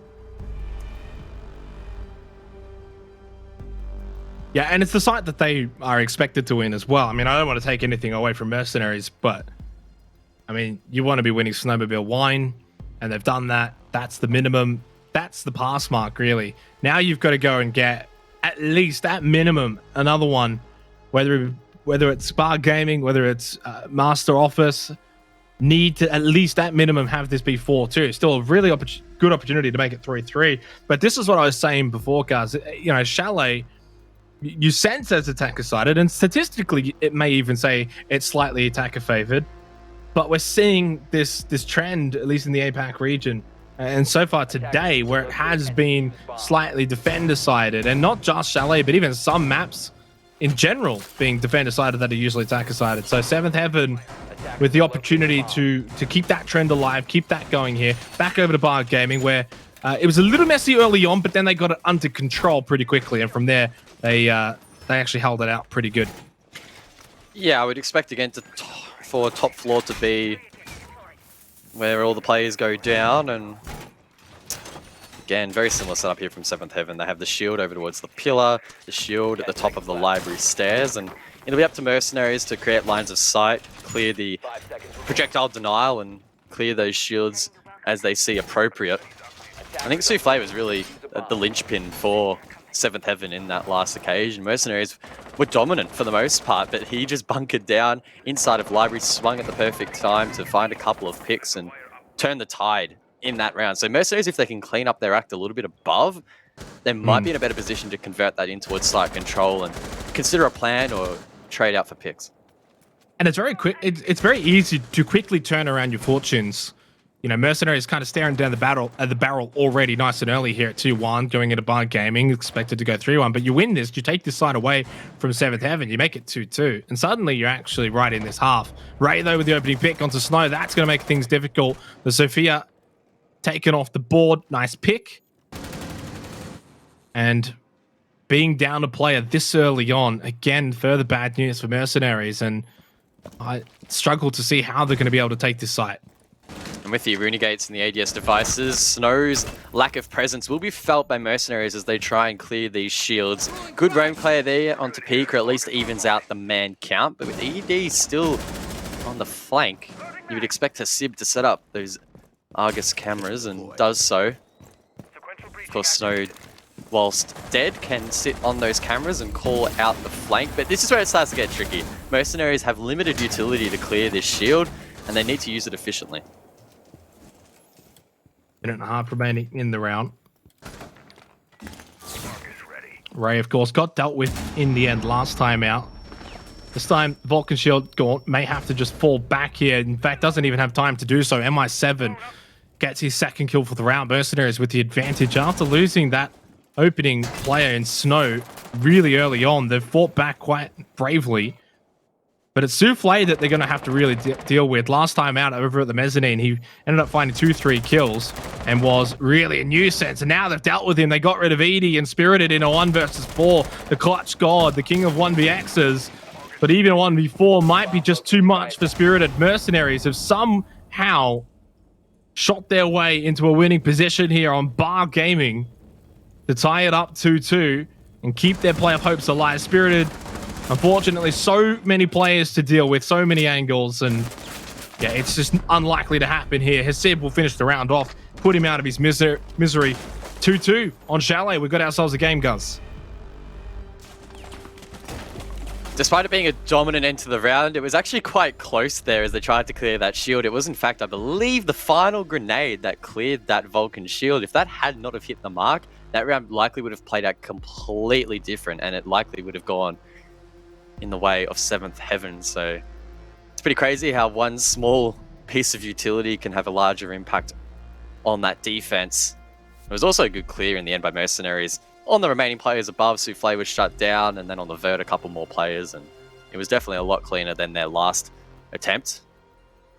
Definitely some good signs for Mercenaries, and I guess that's a testament to their ability to adapt. They were faced with a very similar defensive lineup, but they cleared it in a much more efficient manner. Attackers need to locate and defuse as many bombs as they can. Good signs for Mercenaries as well. You know, you lose the first 2 rounds and you start to wonder, is this going to slip away from them? Is it going to be too much? But they've fought back well. Taking Bar Gaming as well is impressive. And this was sort of round 2, this Master Office site. This was theirs for the taking.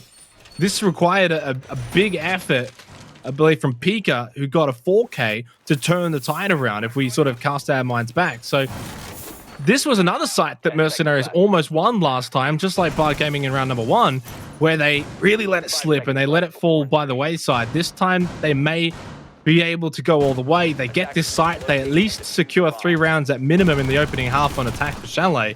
And I think they'd be more than happy with this, then going over to the defense and seeing where their fate will lie.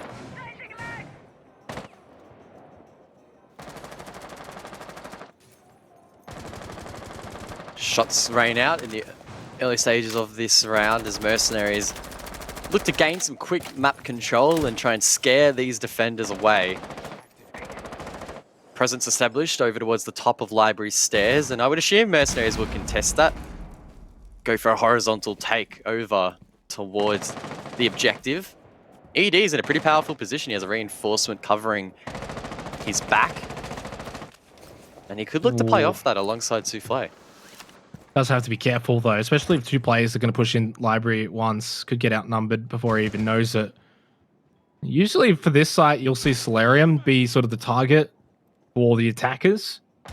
Trophy Stairs, of course, is a very pivotal position. That's why you're seeing that player holding Trophy Stairs.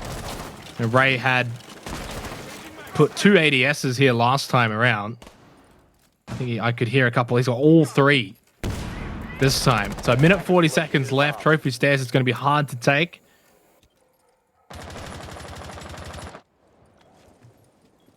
Deployable shield in sight. Was taken down there, and Spirited's position is now quite exposed to the double window if he wants to move around. On the flip side though, Mercenaries on the attack. Solarium is popular in APAC. This is a well-drilled setup, but Pika, he could pull it apart. He gets the first onto MI7. Is there a player inside of Trophy yet? I don't believe so. They're still outside, but he is ready and waiting for that vault. Another opening pick going the way of 7th Heaven. Oh, there is a player. So far, I don't even think there's been a single successful capitalization on the opening picks though in Chalet. So that could actually be a bit of a curse here. They look to break that trend. Ray, though, you can see the silhouette in the forefront, eliminated by Fatar. 4 versus 4. Peak is still the player that you would have to suspect is going to make a big play here in Trophy. Oh, he just completely whiffed.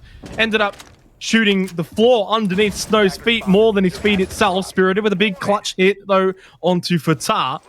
He's going to have to be big, and he knows exactly where that diffuser kit is as well. Throws out the smoke grenade. Souffle can swing. They can actually pinch from both sides here, looking into Solarium with 20 seconds left. You have to think 7th Heaven, but Snow with a big shot. They've taken control of Solarium. Souffle just sitting in Master Bathroom, has not swung yet, has not made his position known. He's going to get the hipfire spray. Now the swing, look for the second. He stops Hasib. Diffuser on the floor. Mako on the rappel. He's not going to be able to win it. 7th Heaven, by the skin of their teeth, will take their 3rd round. What a play there in the late round. Absolutely huge. Maker just left absolutely stranded on the double window. A great position to hold if the rest of your team is alive, but unfortunately they drop to the swing. And the aggression from 7th Heaven does not go unnoticed. They get another round on the board. They establish a lead, and they'll be looking to extend that as we rotate back towards Bar. And Bar Gaming has been, well, mixed results, really. I mean, the last time we saw it, obviously, wasn't very long ago. It was only round number 4. And for 7th Heaven, it was pretty messy. I think they made more mistakes than anything. The first time we saw it, though, it was actually the opposite. Mercenaries just gave away too many get too many lives early. I think we even saw a team kill in that particular round. So we haven't really seen Bar Gaming played to perfection. I'm going to be completely honest. It has been a little messy. So I'd like to just see Seventh Heaven tighten up here. They don't have to get too aggressive, play it safe, and maybe mix things up a little bit. Souffle's been holding Mezzanine. Ray's been holding top of Library. It's all a little bit too predictable now. It will make things easier for Mercenaries. So I would look to see Seventh Heaven maybe just tweak things slightly. We'll have to see what they tweak, though, to try and reap those benefits.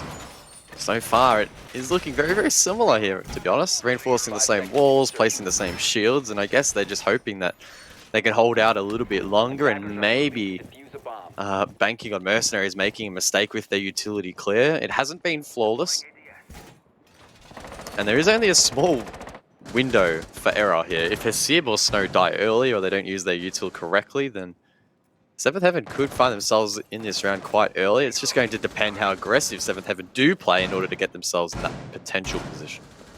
And that last round that we saw, the opening kill, it was Pika. That was the first time that the team who got the opening kill capitalized and actually went on and won the round so far in Chalet. So look to that as now being the curse broken. Snow straight into office. They'll see the Sawyer gates again, as they have done so in the previous rounds. 2 minutes and 15 seconds. That's the time here for the final round of this first half. Second map. Should mention, for those who maybe didn't see the first map, it was Clubhouse. It was 7-4 to Seventh Heaven. Snow looking to take control of Piano. Frost trapped in a different spot. And this is what I was just asking for them, guys. Tweak things up a little bit. You can see the difference in the positioning of Ray.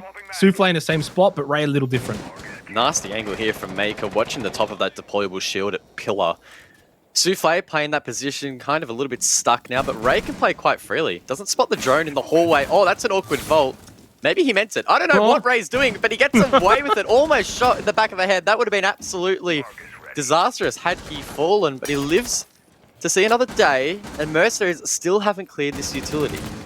Souffle knows that his position's vulnerable. He knows that he has to be careful when standing up. That Maker's got a bit of an angle. He can see it through the shield, the Vulcan shield. So he's going to maybe try and look to fall off that, change that position so that he can maybe be a little bit aggressive if required. Because if he gets swung on and he can't stand up and he can't really fight back because Maker's watching his head, it will make things difficult. So I wouldn't be surprised if he does look to sort of play off that shield a little bit more, maybe falling back. There's a minute left. He doesn't have to get too aggressive though. So we'll see what Mercenaries are going to do here. They're going to have to start to push over to this site. As I said, the first time that they played this, Mercenaries did not even see Bar Gaming. They never even saw the site. They got obliterated before they got close to it. Now they got top of Library stairs controls, but it's Spirited with the opening pick onto Snow. 37 seconds left. No Sophia once again. Fatar's not even in the map. He's only just now making his way in. They're going to have to rush onto site, guys. Yeah, 30 seconds left. Decent control above, but Mercenaries need to try and find a pick or two before this execute. If they go for the trade out, you'd expect them to lose. Time trickling down. No one really making a play, but MI7 does get an opening. Attackers recovered the diffuser. Souffle just sitting below him buff. Fatar's going to push in. He's got MI7 for at least a bit of cover, but it's Ray who gets rid of it. Souffle with a swing. The aggression right into the face of Mercenaries, and they don't know what's hit them. And once again, they do not step foot inside of Bar. Seventh Heaven with a commanding defense here on Chalet. 4-2 up in the series. In the match. And they edge closer to series point.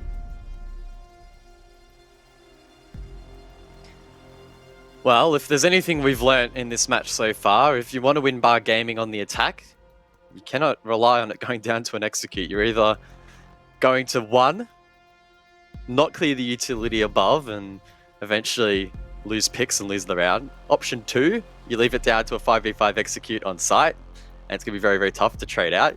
You're probably going to lose.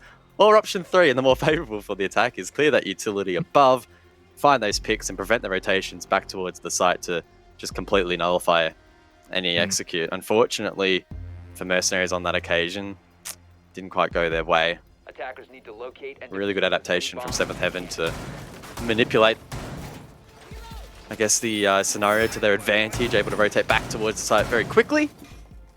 And they just could not be shot down. And this is where now, as we switch half and we go into the second half here in this second map, Mercenaries have already chosen a bit of a different lineup for this bar gaming, right? There's no Goya, there's no Aruni, so it's already slightly different. They've elected to go for the Alibi, and they've also got the Melusi. They do keep the Frost, and which is interesting because we haven't really seen, again, the Frost mats really being too prevalent. They don't necessarily need to be. You do get the deployable shield as well. So Mercenaries are going to play this slightly differently. I mean, I say slightly, but the setups already with the both shields, they're almost identical, actually. I'm going to almost just retract what I was going to say. I thought they'd play a little differently, but it seems they're shaping up for the same and similar hold. Yeah, it's definitely on meta at the moment. I can't speak necessarily on behalf of other regions, but at least in APAC, this tends to be the trend. The main difference is they've actually not reinforced the wall into office, I don't think. They made footholds, so maybe Mercenaries will be looking to play a little bit more aggressive off that. There you go. Can see that from Snow's POV, so expect him to get quite aggressive with the carbine in hand. And basically that means that the attack can't sit in there safely, like we did see from Mercenaries, where they opened up sort of the right side and then able to swing from the left. So that might change up the dynamic a little bit, at least for the attack. And the other part, of course, there's no Sawyer Gates, but most importantly, there's the Banshees as well. So that's going to be a little differences, at least. I mean, it's the same strategy, but it's just tweaked slightly between the two teams. And it is still going to be a very difficult site for Seventh Heaven to take. ED is going to send in that Gemini that does get taken offline, as we heard the voice line. So I think one thing that Seventh Heaven need to know here, and they've had the fortune, of course, of defending this now for 3 sites worth over the last couple of rounds. They need to make sure that they play to time. They can't just get down to the last 20, 30 seconds and look to rush into site. As you said before, it's not going to work out well. So they need to clear out, get control of this top floor, get control of library, and a lot quicker than what we saw from Mercenaries. Yeah, unlike Mercenaries, Seventh Heaven have brought a lot more nades to the table, 4 in fact, but Souffle finds the first, not with his grenades, but with the G3T6. Maker does get one back though. Wow, trades flying left, right, and center. You would expect this to favor Seventh Heaven as they gain control, and at least if they need to trade it out late round, they have that advantage, which could prove critical. MI7 though, lurking towards the stairs and needs to be shut down. Does have to be careful though. That shield is gone. So if he peeks at the top of library stairs, he's vulnerable, and that's why as he peeks, he shoots immediately, now falls back. So it's kind of like that last little bit of defense from MI7 to just try and buy some time. Now falls back to that first floor section of the library stairs. And this is what I was trying to say for Seventh Heaven is time. But the difference is they've got control of library with 30 seconds left. It's not great in terms of time, but they're already in a better position than what Mercenaries were in the last round. So Mercenaries have now collapsed onto site, all 3 of them. Seventh Heaven can actually push into site. They can trade because they've got that man advantage. But will they catch MI7 over at Fireplace Stairs? I don't think they're going to be ready for this. Oh, MI7 actually downs the player of ED, but it gets immediately traded there by Spirited, coming up clutch once again. It's his Sib in the 1 versus 2, but he denies the play. It doesn't matter. Pika clutches up with the SMG. Narrow margins in that round, but he clutches up when it matters. I thought for a second that Hasib had maybe won that for Mercenaries, guys. I think even you thought for a split second that might have been enough, but Pika finds the double at the end and makes sure of it. That Seventh Heaven have a commanding lead here on Chalet, 5-2.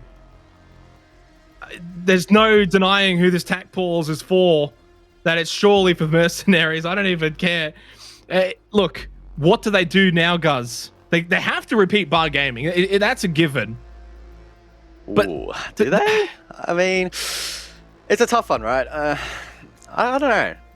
The only other option is master bedroom and office. Well, That's I mean, they've already locked option. it in. They've already locked it in, right? We're in the reveal. Well, no, phase, I so mean, but like in terms of the option that they had. Yeah. It's tough. I'd say that was still a pretty close round. If they tied it up a little bit, I don't see any reason why they couldn't win it. They didn't lose it by a disastrous margin, so I wouldn't be too concerned. I did actually just quickly take a peek back at that round, and it was 4 seconds left on the clock when that trade came through there from Pika. So really tight margins in that round. A hectic round at that. A lot of gunfights going down in that mid round above, and honestly, it's probably going to be a very similar tale here on the reattempt. Same lineup for Mercenaries, not going to shift too much. And it is going to be same as well for 7th Heaven. I mean, why not? I mean, the beauty of this 5-2 lead now is that for 7th Heaven, they can afford to lose Bar Gaming and get Mercenaries locked out of it. So they've got this really bullish lead that they can look to either extend and get that match point, which would probably put this series to bed, or at the very least, even if Mercenaries does win this, they've still got a long way back. So the pressure is firmly on Mercenaries. I mean, they're on the ropes. They are one punch away from being knocked out, realistically speaking here, because they're already down 1-0 in the series. You're down 5-2 on Chalet. It is not ideal for Mercenaries to be in this position. They need to dig and claw their way out of this really big hole. 5 seconds left before insertion. Basically an identical setup being brought to the board here. Footholds inside of offers, 2 default shields, and we're also seeing the Jaeger and Wamai combo being utilized by the defense in an attempt to cover said shields.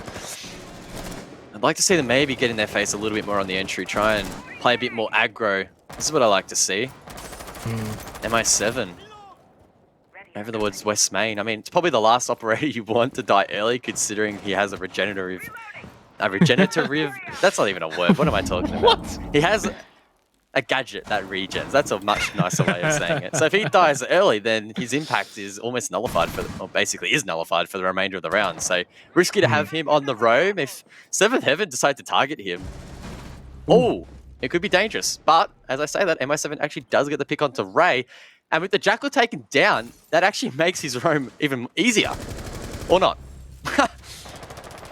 I was going to say, I really, really like this, though, from Mercenaries, right? Because the roam game down below is enabled by the fact they have control of library stairs, so they can do what they really want. They can, push all the way to the other side of the map, and then they can come back, and they've got library stairs control. So I like that they're, of course, just maneuvering around the map a little bit differently. This, of course, buys some time, so maybe gets them a pick, like we saw earlier from MI7 getting the pick onto Ray. 4 versus 4. Now, of course, 7th Heaven with a 1.5 minutes. We'll start to try and clear these shields, clear this top of library position. Snow's going to hold the angle for now. He has to actually get pushed forward because of that impact grenade. He's going to get droned out. He'll look to push back down the stairs just to a bit of safety, hold that first floor position instead, or maybe even go all the way down the basement. I don't know, but regardless, there's 1 minute and 14 seconds left, and 7th Heaven are knocking the door down. Well, Snow quite literally knocking that door down as he tries to open up the rotation down below. And on the topic of rotations, Maker on the Alibi could play a key role in this round. No flank watch utility brought by 7th Heaven. They're relying on drones, but I think Edie has an inkling. He has a ping as well. Attackers have located a bomb. But that player doesn't commit to the flank, leaving it in the 4 versus 4. And with 45 seconds to go, I'm waiting for the attack to really capitalize upon this control above, gain some vert, maybe find a pick or 2, and try and get in towards the side. Certainly don't seem like they're in much of a hurry. Just wonder if those fireplace stairs might be, once again, a pivotal play late in this round at some point. If there is any roamers still for Mercenaries, 20 seconds left. It is going to be a late push. No, Souffle's got control actually down below. Oh, Edie with a quick double, lighting up that kill feed. Fighting back, though. Here's going to be Hasib, Maker, Edie now pushing in on that Yana. Pika just holding this position now, and he gets swung on Hasib. Perfect. 1 versus 2 for Pika, but he misses those shots. Not going to be able to come up big. Mercenaries, and a much-needed round win. Keep their playoff hopes alive here. 5-3 on Chalet. Nerve-wracking moments. If Mercenaries have lost that round, things would have been things would have looked incredibly grim. A very important round to bank there, and they hold off that match point at least for a little bit longer. Now, of course, they were going to have to see them change up their site of choice. Gym bedroom. Oh, sorry, not gym bedroom. That's my favorite side of Clubhouse. Bedroom and office will be their selection. We saw 7th Heaven win on their first attempt on the defense, and for Mercenaries to stay in this one, they'll probably need to repeat that feat. Defenders, protect your bombs from being defused by by attack. And it's certainly doable. I mean, the main thing here for Master Bedroom Office, you want to make sure Solarium's really difficult to take, play that trophy stairs position, have a player maybe towards kitchen, deny that vert at least for as long as possible. You're going to look to obviously have control of piano as well. So really extending off site. I mean, that's really Chalet in a nutshell, isn't it, guys? Though just about actually almost all sites you want to play off site to some degree. So that is Chalet in a package. Seventh Heaven, though. Right now, one thing that is noticeable is Ray kind of struggling. 2, 2, and 7 on the Jackal as well. You really want to be looking to him to be getting these opening picks, and so far unsuccessful in finding any in this attacking half for 7th Heaven. Of course, looking to gain intel as well for the rest of the entry. Needs to scan those footprints and try and locate where these roaming defenders are located. They're all over the place. As you mentioned, Chalet very much defended indirectly, and this round, no exception. Good work there by Ray to take down the default cameras. We're going to see an interesting rappel on the western side. ED here with the Gon 6 in hand. He can blow open that castle barricade and really apply pressure on this player inside of bathroom. That's Fatah. Potentially caught off guard by this play. Now he basically is forced to be mindful of this window for the remainder of the round and not allow anyone in for free. Yeah, I mean, I think the biggest thing is just making sure it's not going to be a quick rush in through the window. I don't think he's going to be too worried about his position there. He can still hold it, as you can see. Hasn't really done too much with it. ED, I think, just also held it for a second to see if anyone wanted to maybe take a swing, and they didn't. Nasib with the opening pick on to Pika. Big player to get rid of. That's the sledge off the board, and well, that's the power of playing below as well, and having this vert control defensively for Mercenaries. You can see it firsthand right there. 1.5 minutes remaining in this 9th round. Souffle again running the G36 on Ash, finds a response. Still has 3 Ash charges in hand and could have an impact, particularly from below, but Maker trying to foil those plans, holding the stairs. I don't think Souffle is completely aware of that position, as Fatah does find a pick elsewhere. Oh, Sib, that could have been a massive advantage for Mercenaries. I think it was a Gemini either way, so thank God he whiffed it. Would have been a lot worse had it have actually been ED. Mercenaries just need to hold on to this advantage. Do not throw it away with an ill-advised flank. Fatah gets a little bit over-aggressive on that peak, and just like that, it's a 3-on-3 as we edge closer towards this execute. Yeah, no more time for Geminis. It's time for ED to push in and see what he can find here. Souffle as well. Spirited will make the rappel into Solarium. ED watching and holding trophy stairs as well. They've still got to clear out the bathroom. Hasib, Maker, Snow with a big Nitrocell kill onto ED.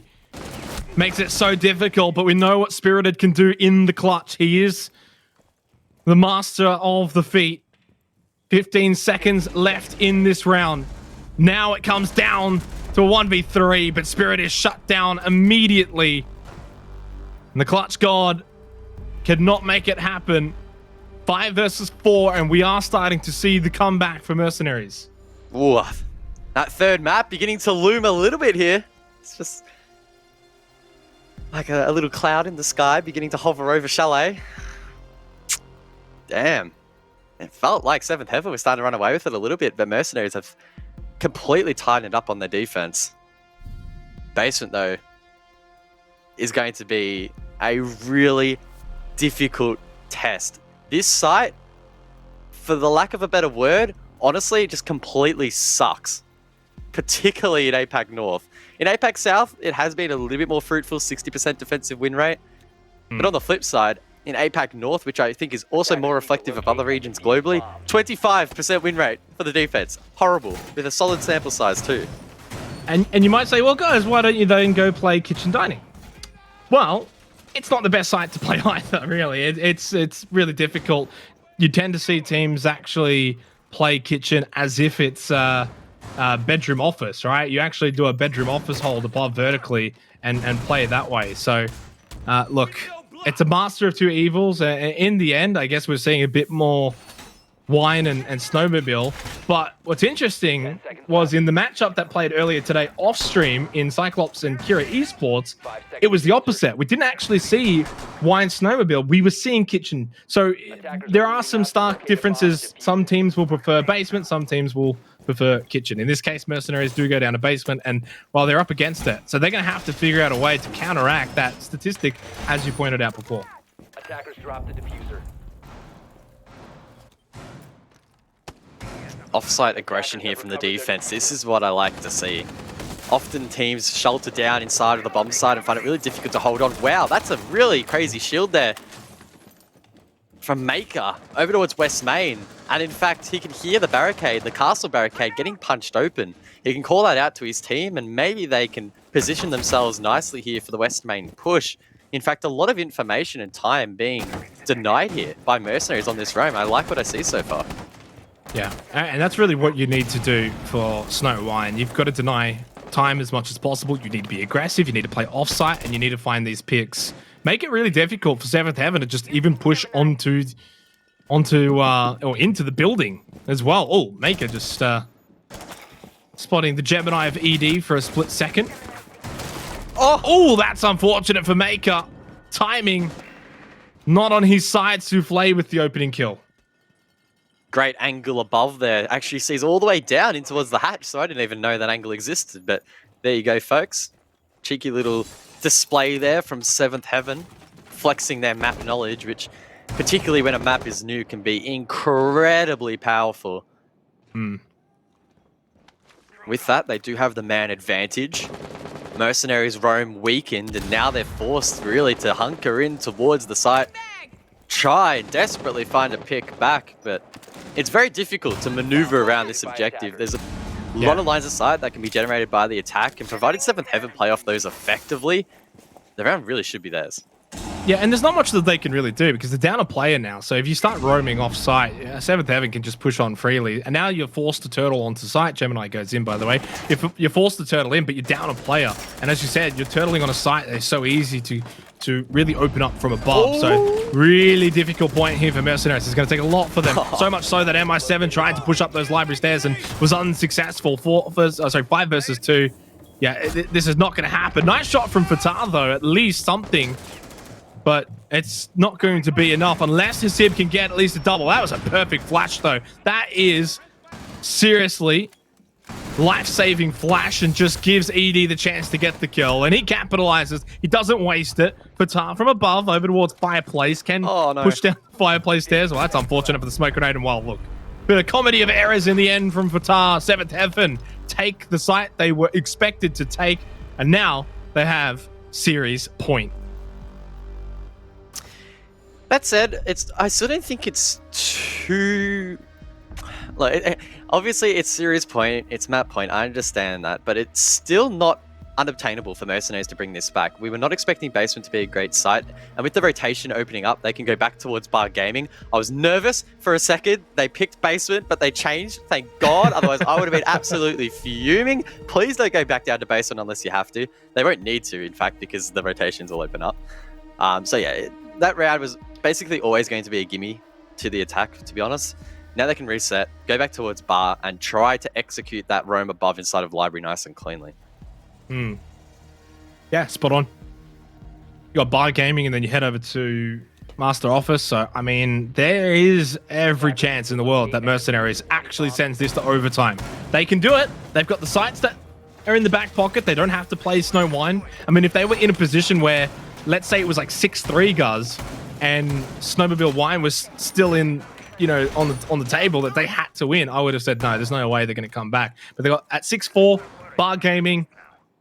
It's from here. One round at a time. You can send it to overtime, and you can extend your stay in the APAC playoffs if they can then win in OT. Of course, 7th already on match point, so OT at a minimum for them, as they will be looking to attack this site, which, I mean, so far has been proven to be mixed results. It's actually 50-50 in both instances, the first half and the second half, guys. 1-1 apiece. One thing that has been 100% consistent, though, in the second half is the team that gets the opening kill will convert the round win. For the most part, those opening kills have been coming before the halfway point in the round. Oh, Hasib sees the leg. Oh, that could have been devastating. May not have netted a kill, but at least had an opportunity to do some damage there onto Souffle. Either way, he doesn't see the player, doesn't capitalize upon that opportunity, and we just take a little bit of a breath as Seventh Heaven start to drone out bedroom and office and convert that towards some of that pressure at the top of library stairs. Yeah, and they need to do this quickly. I mean, we've seen it a few times now in bar gaming where time it really is a factor, probably more than any of the other sites. We've seen these like sort of 20-second pushes onto site, and for bar gaming, that's really not ideal. The rounds that the attackers have won it, they've had a little bit more time to really work the site, or they've had, say, a numerical advantage. If they're up 5-3 or they're up 4-3, for instance, that's when we're seeing the attackers really take the site. But if they're down a player or it's even game and the time is not on their side, they tend to lose it quite comfortably as well. So let's see how this one plays out. We're going to clear out those ADSs at the top of library stairs and really burn those along with the shield. Successful nade, but they do lose a player for it, guys. It's a huge pick. If the trend continues, this should be penned in as a Mercenaries round. They need to be careful they don't overstay their welcome, though. They still have control over towards Pillar with that shield, but once that's cleared, they need to think about getting back towards the side. In a last-ditched effort to hold above, though, MI7 still inside of library. If he dies here and it gets back to a 4-on-4, it could be really dicey for the defense. On the flip side, though, if he does find a pick, that'd be huge. MI7 just a little bit shaky there. Does get the drone eventually. Was expecting a swing to follow. Trades continue to just flow around the map. 3 versus 4 in favor of Mercenary, which is really the perfect scenario here for bar gaming. I would be very surprised if they lose it from here, but there's still every chance that it could happen. Fatah has a bit of damage as well, so he's not at full health. As Seventh Heaven just starting to get now control. Well, they've got control of library. They've got to start to get control down below, and I don't think it's going to happen, especially now in a 2 versus 4. Mercenaries, guys, all but locked up now to send this to 6-5 and have the opportunity to send it to OT. Oh no, that's devastating. Oh no! Oh, it blended in with the hatch. Seventh Heaven had 6 drones alive, and they were still afraid that MI7 was tucked in the corner, and now it's really just falling apart, isn't it? Pika left in the 1 versus 4. Surely there's nothing he can do. He cooks an aid in an act of desperation. It's a martyrdom, if you would, as Snow cleans that up in the end. They get the round and they hold on.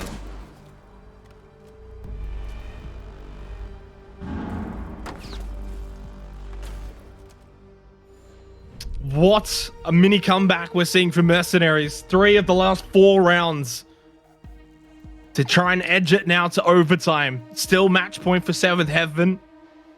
No. Oh, what are they doing? They're playing with our feelings right now. They're playing with our mental. I know, dude. Even just showing basement just gets the heart racing. It's like, no. Master bedroom and office. Yes, that's the play. So, Mercenaries being a bit cheeky there.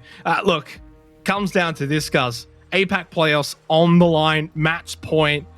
You win this site, you send it to overtime. You get a little breather. You can reassess things going into OT. Is this? You're out of the playoffs. No SI points, no prize money. Ooh. Again, for both of these teams to be in this position, it's still a fantastic effort, but to walk home empty-handed, no points, it would be devastating, considering the amount of hard work and dedication that these teams have put in to get to this position and in preparation for this event. I think it's fair to say, though, it probably does deserve a 3rd map, especially considering Mercenaries putting up a fight against the opposition's map pick. Absolutely monumental feat so far. The job's not done yet, though, of course. They still need to get it to overtime. A very tough ask. That said, they have defended Master Office successfully, and it was on their first attempt in round number 9. Consulate would be the deciding match if it does head there, which I'm sure would be a fascinating watch with these 2 teams, especially. And Seventh Heaven would not want to see the map, though. They want to get this one all locked up here on Chalet, whether it's here in regulation or if it's overtime. The stat you pointed out before, though, guys, opening picks, 5 of 5 so far have related in the team winning the round. So look to that once again here for the 6th round in this second half. Which team will get that first kill? Could be over towards Solarium, Spirited. Needs to be mindful of the smoke on the stairs in Fatah, who's been having a pretty impactful map so far. Of course, it could be on the other side of the map over towards Library as 7th Heaven look to take map control. That's Souffle in that position. Enters on the E1D. This could be a gunfight. Both players whiffing their shots. Oh, no. Souffle allows Snow to get away, but he's hanging around. He's hungry for a pick. This is really rusty for both of them there. Oh, drops down. Oh. This is going to be very careful. There's a player down there. Hallway. Oh, no, it's actually even further below, I think. Yeah, coming up from basement now, so hard to tell with those silhouettes sometimes. 1.5 minutes. That was the second E1D from Ray. ED, got to win this shot. He does. Headshot onto Snow. So vital. Has the identification onto Jaeger as well. That's Maker. Player over towards Bar for Mercenaries. This is a master bedroom office site hold. Spirited watching in Solarium. No one over at Trophy Stairs. Mercenaries playing really far off on this south side of the map. Spirited can just take this. Literally, if he drones this, he can take this for free. I don't think there's any line of sight watching in towards this position. He can take Solarium, and then, honestly, they can convert on towards Bedroom once the wall's cleared of utility. They do need to be mindful of the Roamers. Mercenaries still with a player down below, and here we go. Control taken of Solarium. If they do this cleanly, don't get flanked, this should, by all accounts, be a 7th Heaven win. Oh, Fatah's down. He's been down. Hasib, though, does catch Spirited. That's pretty bad. Hasib, will he go for the revival? He knows there's a player in Master Bathroom. He's going to go for the res. Ray, does he swing this? No, I don't think he has the information that he knows that the revive is coming out. He swings it anyway, loses the exchange. 2 quick kills. The Mercenary now has them at an advantage in a 3 versus 2. Fatah is low in health, though. Pika and ED, 2 players you would like to have up here, especially Pika. Nice headshot. Well, it wasn't in the end. Diffuser down, and it's only ED in a 1 versus 2 on the Jackal.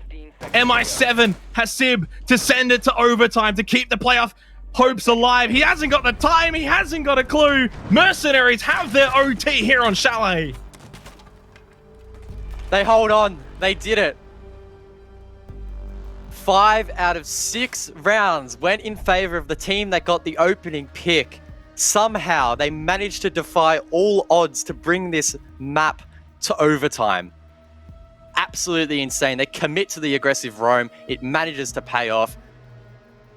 Oh, good opportunity to just take a breath. Need one after that round. And yeah, I think 7th Heaven are going to need to take a big deep breath, reset that mental. They've let this map slip away and potentially the series. This is big. Mercenaries, by all accounts, were down and out on this map and down and out in the series, but they have brought it back. 7th Heaven go to the attack as well. So, I don't know if that's good news. They kind of struggled on their attack. They only got 2 attacking rounds. So did Mercenaries as well. And again, what did I say in sort of the pre-map discussions, guys? Chalet, defense. Told you. 8-4 in favor of the defensive teams on Chalet.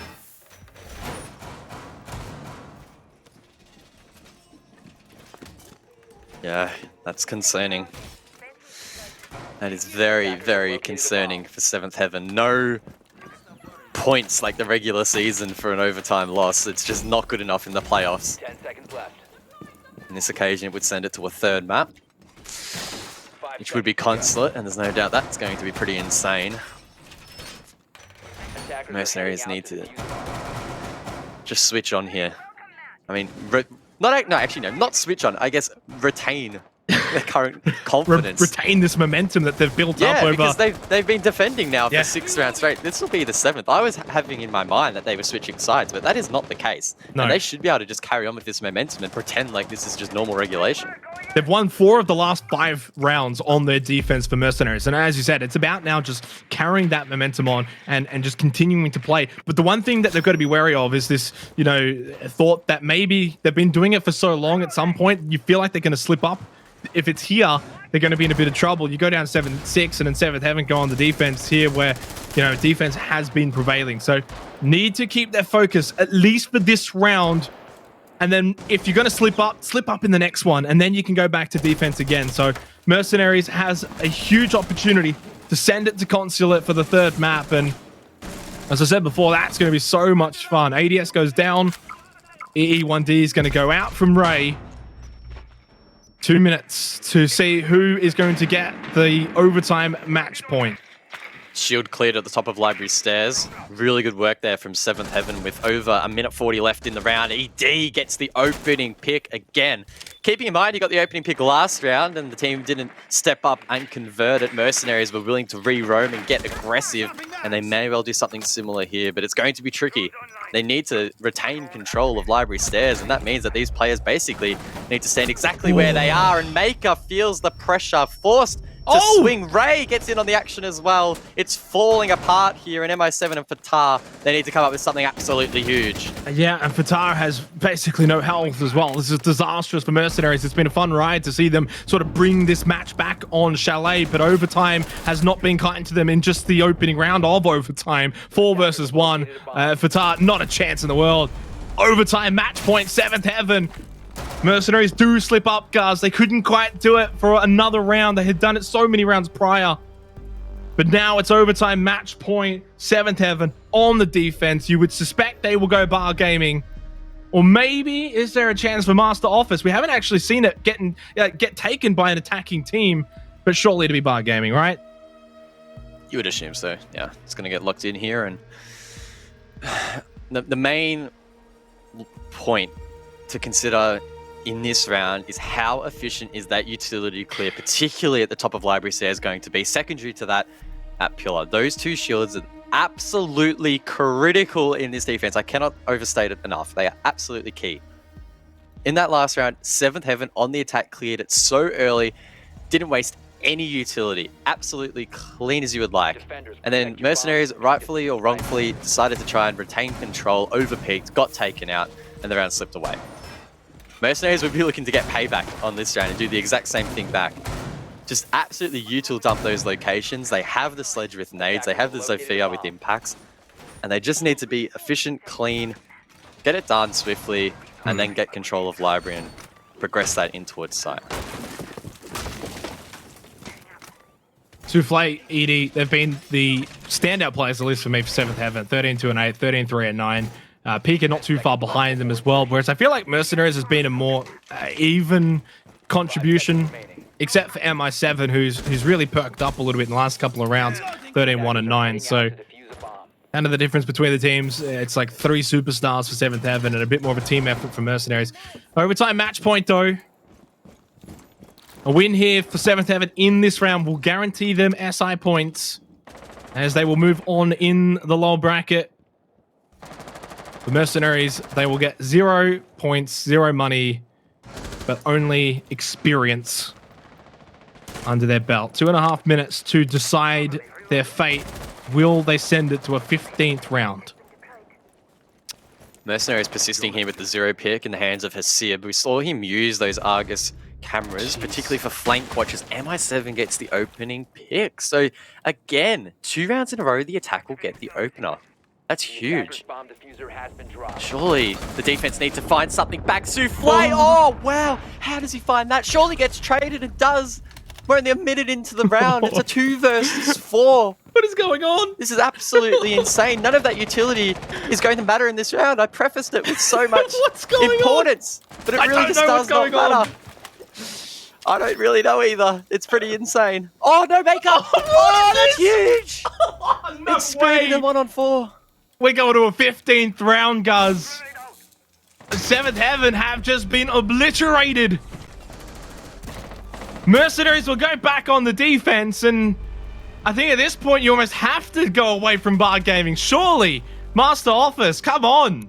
It hasn't been taken by an attacking team in this matchup. Go there, please. Something different. Not for the sake of watching it, but for the sake of your chances, Mercenary. That would be a big call to put all the chips on the table. Don't go basement, please, Mercenaries. No. Don't go basement. There it is.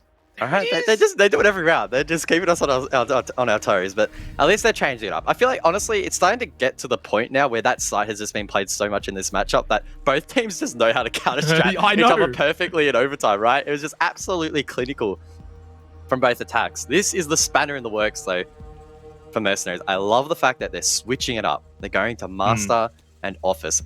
In round number 9, they won it on their first attempt. On round number 12, They won it on their second attempt. So they have such a good form guide heading into this objective. And arguably, they're favorites to win this round and head it to Consulate. Absolutely huge. And one thing I really want to bring up here, guys, is that we're seeing the attack really start to formulate a bit more in these latter rounds. The early rounds, it was very sort of defender-sided to a degree. But now as it's really getting close, we're seeing what the attackers can do on Chalet firsthand. And that's why we are seeing Mercenaries go Master and Office to switch things up. So this is it. 15th and final round. 7th Heaven. If they win, they move forward in the gauntlet. They will breathe a very big sigh of relief. And for Mercenaries, if they win, we go to Consulate. It's as simple as that, guys.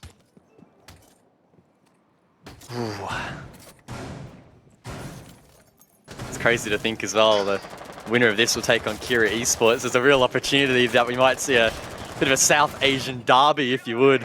I'm sure neither team would want to knock the other out, but given the context and what's on the line, you have to do what has to be done.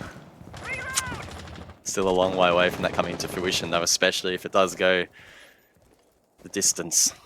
This round in particular as well is really going to highlight the mettle of Mercenaries. If they're playing off-site as they probably should be, if they're holding aggressive angles, if they have a player roaming, it really shows that they're not worried. They're not playing too safe. They're happy to take the game to 7th Heaven on their defense here, look to maybe find an opening pick. They don't have to do anything crazy. They don't have to do any silly swings and throw lives away, throw players away. But, you see the player over towards Bar. They had a player over at Mezzanine. They're playing off-site. They're looking to be the team that gets the opening pick. And that's what I like to see rather than just turtling on site. I mean, you can't do it on Chalet regardless, but it really does just sort of highlight Mercenaries are in this and they really will feel themselves and back themselves to win this round and send it to Consulate.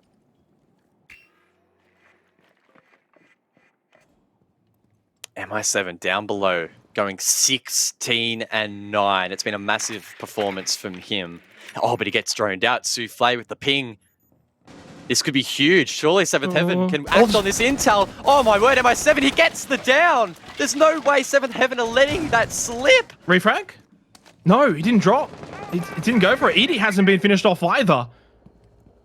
MI7 pretty much half health. Souffle just gets beaten up so low on the Ash, but Ray to cover. There's the opening pick in the end, but the damage has been done by MI7. Edie needs to get picked back up. Souffle probably needs almost a reset. This is not good for 7th Heaven, outside of the fact that they did get MI7. Now they're going to get to work in opening up this site, and do they still even want to bother trying to get this vert control over in Kitchen? Probably not. There's only 40 seconds left. They need another pick quickly. Otherwise, Mercenaries will send this to Consulate. Time is of the essence, guys. They're trying to clear that utility from below to get the wall open. It works out. Hasib was almost taken down in the process. Wall now open with 30 seconds left. 7th Heaven with the man advantage, but 2 players critically low. Very winnable for Mercenaries. 7 drones for 7th Heaven. Intel still available. 1 more gas grenade as well for Tar. So he is going to be able to deny a little bit longer here for Mercenaries. 10 seconds left. Utility is going to be thrown out. Ray, you've got to hit your shots. You've got to cover here. It's going to be the smoke, though, taking out Snow. The Nitrocell from Hasib will catch Ray. Spirited getting that diffuser down. 2 seconds left. Souffle, though, what a position at Library Hallway. Mercenaries have won it, though. They stopped the plant. Hasib stopped Spirited. We go into Consulate. They just let him run around the wall. We could see it there in the final cam. He just runs around the half wall, tucked in towards the site. Unbelievable scenes. We're going to map 3. We are going to map 3. The distance here in the lower bracket. Mercenaries, by the skin of their teeth, send it to Consulate for the decider to see if they can continue their APAC playoff journey. Do not go anywhere. We're not done with this series. What a performance on Chalet. What a map. What a match. That's what Siege can do. It can be so exciting, so exhilarating. Guz, Mercenaries, they looked down and out. They were down 6-4. It was up to 7th Heaven. The APAC South team to close out. Surely no issues. No. Big effort from Mercenaries, and they show what South Asia is made of. Oh, I was just giddy during that final round. I was just jumping into my seat. Honestly, absolutely insane Siege. And the fact that Hasib literally just walks straight through the site to pluck the head off the player planting, to win in the dying seconds of the round to head to map 3. You just couldn't write a better script. Absolutely insane. I'm sure the South Asian fans in chat, super passionate, are just absolutely going wild at the moment. Yeah. Not in their wildest dreams would they be putting up a fight against a team like Seventh Heaven. This is just absolutely wild.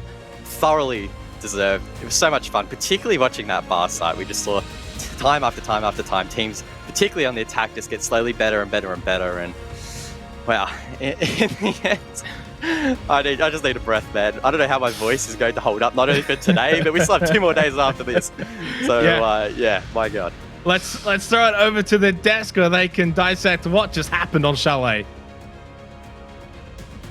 Thanks, Xenox. I'll give you guys a minute to catch your breath. Guz about to go into his 5th map casting in a row. It's been a marathon, as it has been for MercenarieZ, to run it back and push it to map number 3. 0.203 of a second left on the clock when that plant was denied to send us to overtime in 8-7. Manic, you cannot write a better script than that.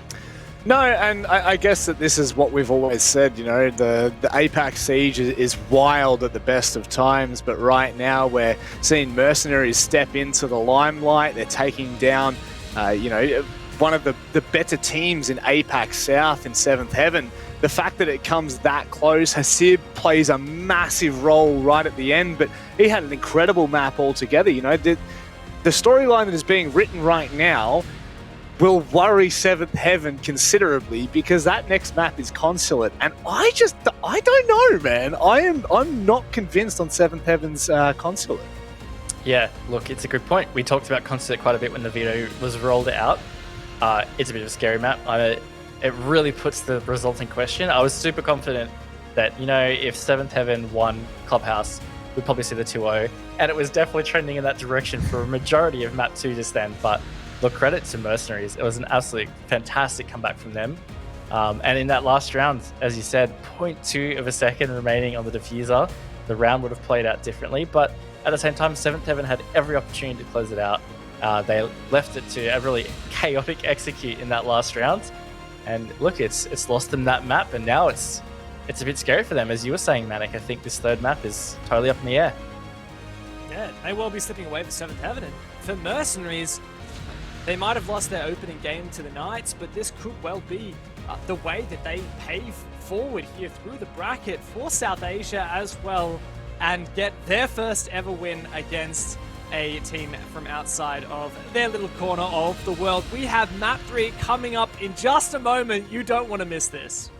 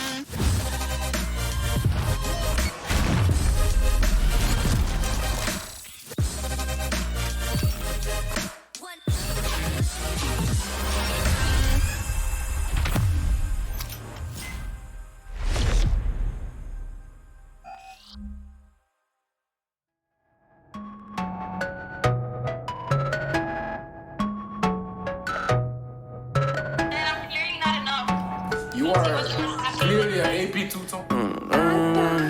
Yeah, they tryna at me, I'm running the race. I gotta pick up the pace. They throwing shade, but I'm gone. You gotta keep it a buck to my face. Taking that gang out of space. It's best if you stay in your place. They hating on all of my songs. I don't know what can I say. They throwing shots, but I'm saved by his grace. God is the shoot, I'm the lace. Running around, got me stoned, man. Feels like I'm stuck in the maze. Shoot at the Oculus the case. They sipping only 96. I can't do it on my own, yeah. They judging me off my mistakes. This flow is so heavenly. Most of my friends and frenemies. They tryna bring out the beast. I'm batting 1,000, my game is elite. I'm running around in the streets. They tryna catch up, but they still can't compete. I took the God in my sleep, he told me keep going cause you got to lead. Count it up, all the brodies came through, then we added up. They was asking me questions, I had it dub. I've been running with God, I just leveled up. They won't speak to my face, got that antidote. They been pointing me out like I'm one of those. I can see what they hate, that just ain't me. Tell me a place that I can't go. I don't think they get it, they don't understand. I'ma do it for my homies and my fans. They don't see the vision, they just see the band. Eyes on the money like a rubber band. That is number one, I follow his command. You can try it, you won't get a chance. I'ma keep on going till I can, and abiding by his plan.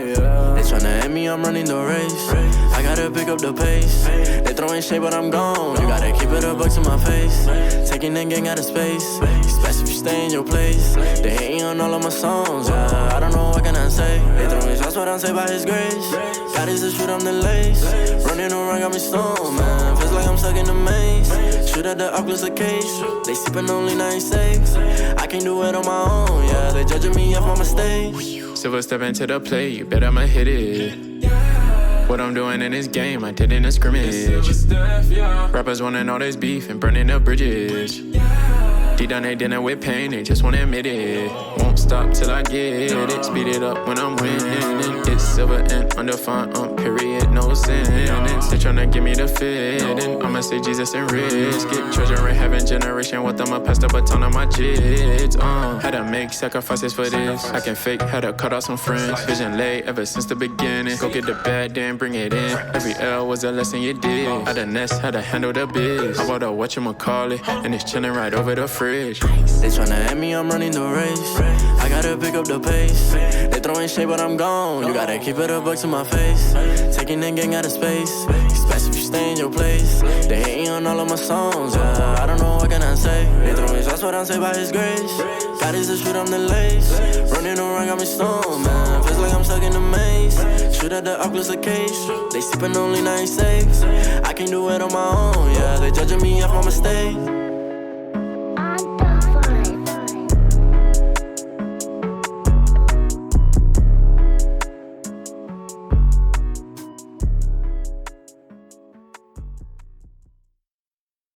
Calm down before you stress up the groove. The energy a little different when the blessings accrue. Hey, who you talking to? Just know I ain't no regular fool. Could be anything in the world, but I can never be you. Because I stand tall like I'm on my tiptoes. Baby, you think a little too small. I got big goals, baby. Hey, where the money at? Look, I just need the info. Pronto, I go and get it and split it with my kinfolk daily. And I'm the type of that might change my number on you. Yeah, that's how you react when people took a slumber on you. Pretty brown skin, baby, I can see the summer on you. You see all the bread, and I know it make you wonder, don't you, don't you, don't you? Ooh, I ain't surprised at all. Seen them rise and fall. Went up the mountain, it wasn't hard to climb at all. At the top, I found some relief. I finally got some peace. Carry on, but please don't mess up the mood. Yeah, I worked too hard for it. No, I need it, beat it, boy, you mess up the mood. Yeah, ooh, I worked too hard for it, and I need it, so please don't mess up the mood. Don't mess up the mood. Don't mess up the mood. Yeah, I worked too hard for it. Yeah, don't mess up the mood. Oh, it's so crucial, I gotta keep it. It's in the ass everywhere. No, it's not a secret, and I bet they didn't think that I'd ever get it. Everything you've done, I get it. The life you're dreaming, I live it, and I'm coming in high. You better get out the kitchen. Yeah, I could make a hit on whatever you pitching. Baby, let me fill up whatever you missing. Or you like it up at the top, it's a better view, isn't it? I'm not surprised at all, no way. Hey, what you need, come on, just pay the fee, I supply it all. Went up the mountain and it wasn't hard to climb at all. At the top I found some relief, you see, so please don't mess up the mood. Yeah, I worked too hard for it, no, I need it, beat it, boy, you mess up the mood. Alright, ooh, I worked too hard for it, and I need it, so please don't mess up the mood. Don't mess up the mood. Don't mess up the mood. Yeah, oh come on, I worked too hard for it. Yeah, don't mess up the mood.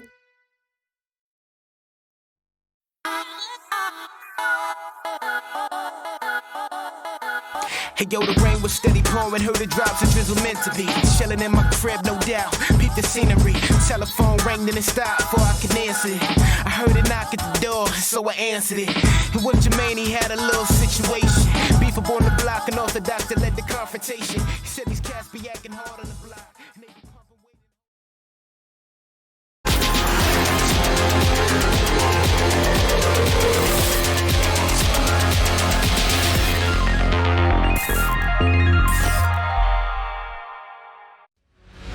Well, our final match of the day is heating up, but elsewhere there's a cold front coming through for the Chiefs. Now, Rob, I think you have a bit of a weather report for us. Yeah, unfortunately it's not too sunny on Tuscany for the Chiefs. However, if you are Cyclops, you'd be a little bit more warm, I think. There'd be a nice warm feeling in that heart because they have taken down the Chiefs in that lower bracket game 2-0.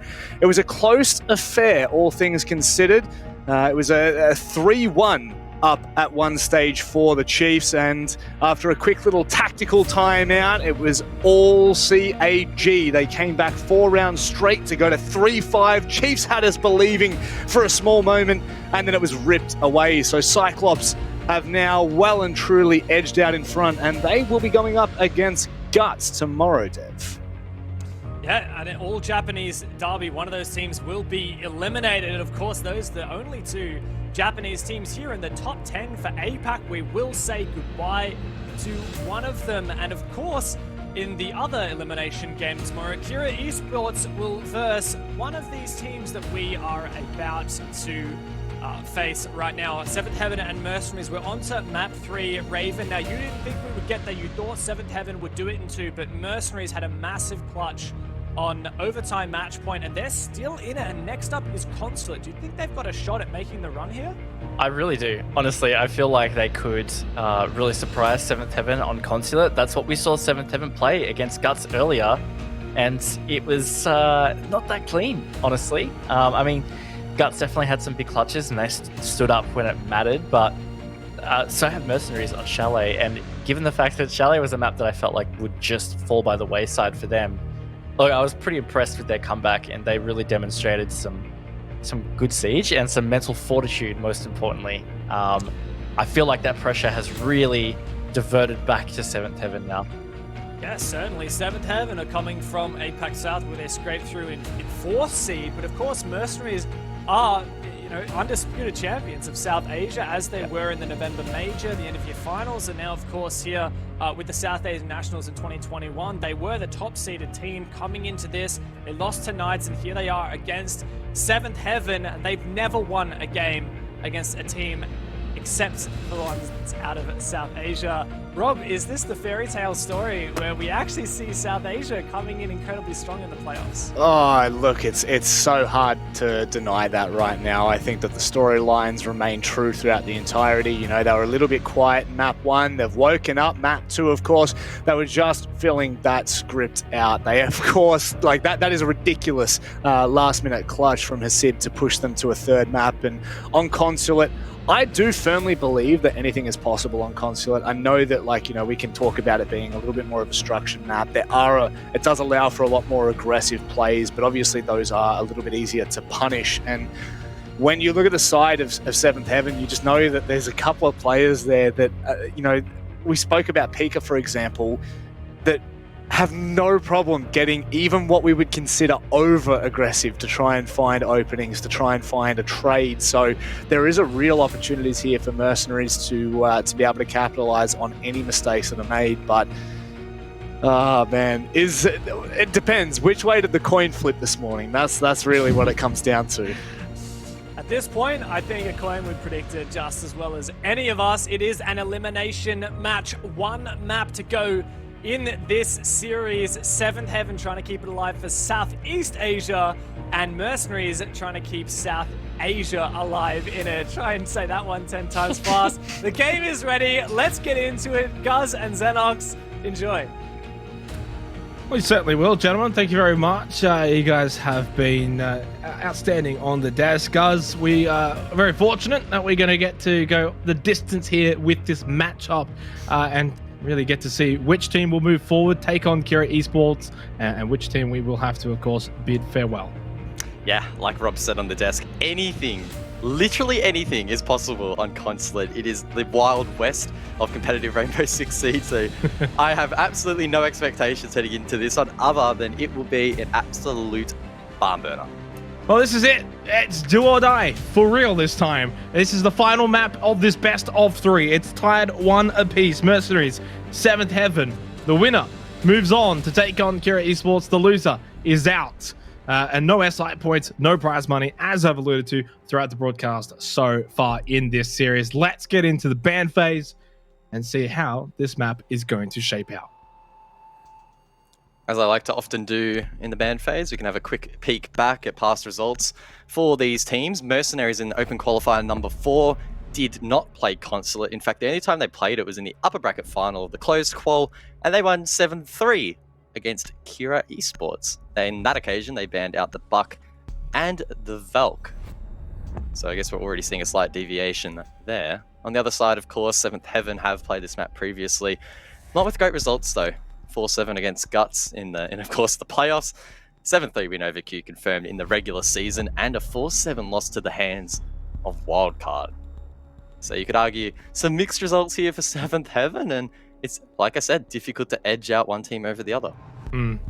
Yeah, and look, we've got positives from both teams. We've got negatives as well, if I'm going to be quite frank, from both teams in the 2 matches we saw. Of course, Clubhouse was the very first match. It was 7-4, much more one-sided affair, and was a map result we probably expected in terms of 7th Heaven. It was the map pick for Mercenaries, but and then, of course, as we saw just then from Chalet, 8-7, went the distance, and here we are now on Consulate, where you can put both maps sort of in the past and spring anew here. I mean, who knows, guys? We had 7th Heaven dominate map 1, then an even affair. Now we might see Mercenaries dominate here on Consulate. It's hard to say, as we've sort of alluded to already. Mercenaries on the attack first, 7th Heaven on the defense.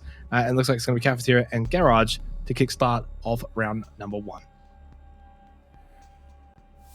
Now, Basement has been pretty successful for the defense in APAC South, an 89% win rate. In APAC North, it has had a 67% win rate. So you would have to edge out the defenders here, and that, of course, is 7th Heaven. As we so often see, the round typically plays out with the team retaining control outside of Garage and opening up the wall, and then trying their damn hardest to get that plant down. If you manage to stick it, you're more than likely going to win the round, and it's up to the defense to try and deny it from being planted. And that's why, of course, they're bringing the likes of the smoke as a form of plant denial, and a C4, and maybe even the impact grenades as well to aid. We've already seen Consulate twice today, so I guess there's a little bit to go off there. The Guts and 7th Heaven, of course, played it, so at least for 7th Heaven, it's sort of fresh in their mind, and maybe there's some learnings from that game. Like, this is something that can't be underestimated here. You know, they got kind of taught a lesson by Guts on Consulate. You would have to, you hope that, you know, they can quickly adapt and maybe take a few things from Guts. Also figuring out, okay, this didn't work last time for Guts. It either might work here, or maybe we just shouldn't do it at all if it was that uneventful. For the other match, it was actually Fnatic versus Kira, so obviously for Mercenaries, their first time playing Consulate today, so you'd have to at least give some sort of a leg up to 7th Heaven.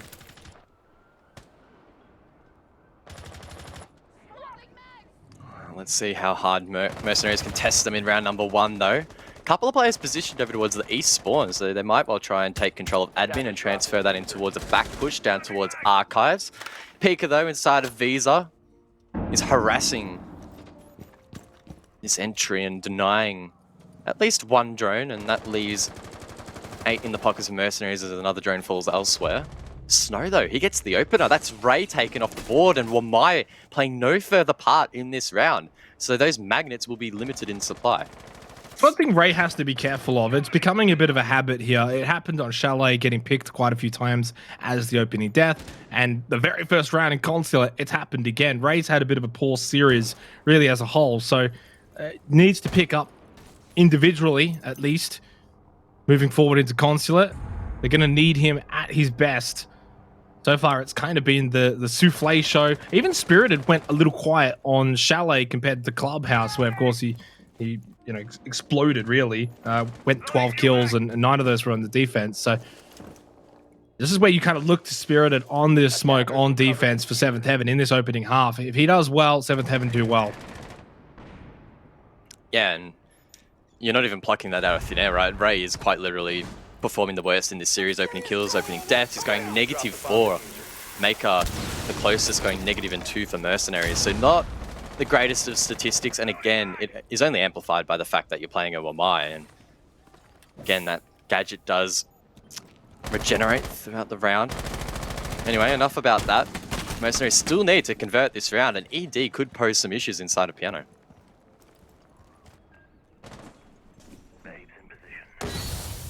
45 seconds left. I said at the very beginning of Clubhouse this was going to be a marathon, and it certainly has. We're kind of, though, towards the last bend coming into Consulate. Oh, Souffle. Talk about being aggressive there. We'll get punished, taking a big beating, and falls back as Sib will finish him off. Mercenaries with a 5-on-3 advantage here to start round 1 of Consulate. Time again running low here for the attack. 15 seconds left. That's how long the attack needs. Oh, that's how long the defense rather needs to hold out. Oh, that's a great shot from Pika. That's the diffuser down. If he can play time, he needs to hold on for 5 more seconds. But he just can't hold on for long enough. But Mercenaries, despite the stats, will take round 1.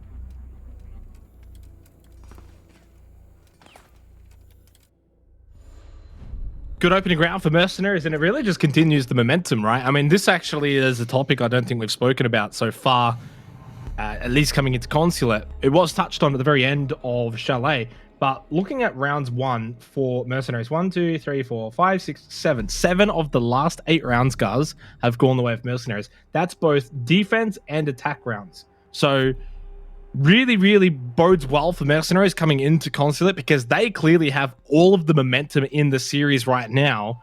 And it's about 7th Heaven. They need to be the team that wrestles that momentum back into their favor. And if they can't do it here on the defense, and if they get out to a really poor start, I think Mercenaries will be hard to catch. Attackers need to locate and defuse as maybe. 7th Heaven re-attempting down below, so that's quite spicy.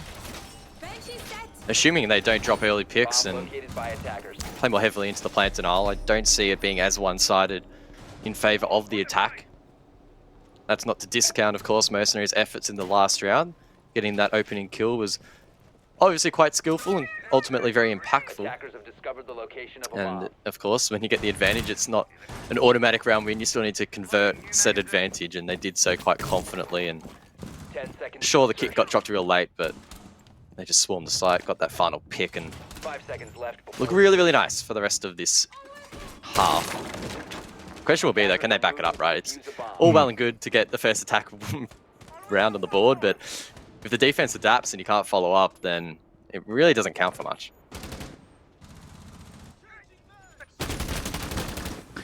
Yeah, just a note, I guess, in the series, on Clubhouse, defense won the first round. On Chalet, defense won the first round. On Consulate, attack wins the first round.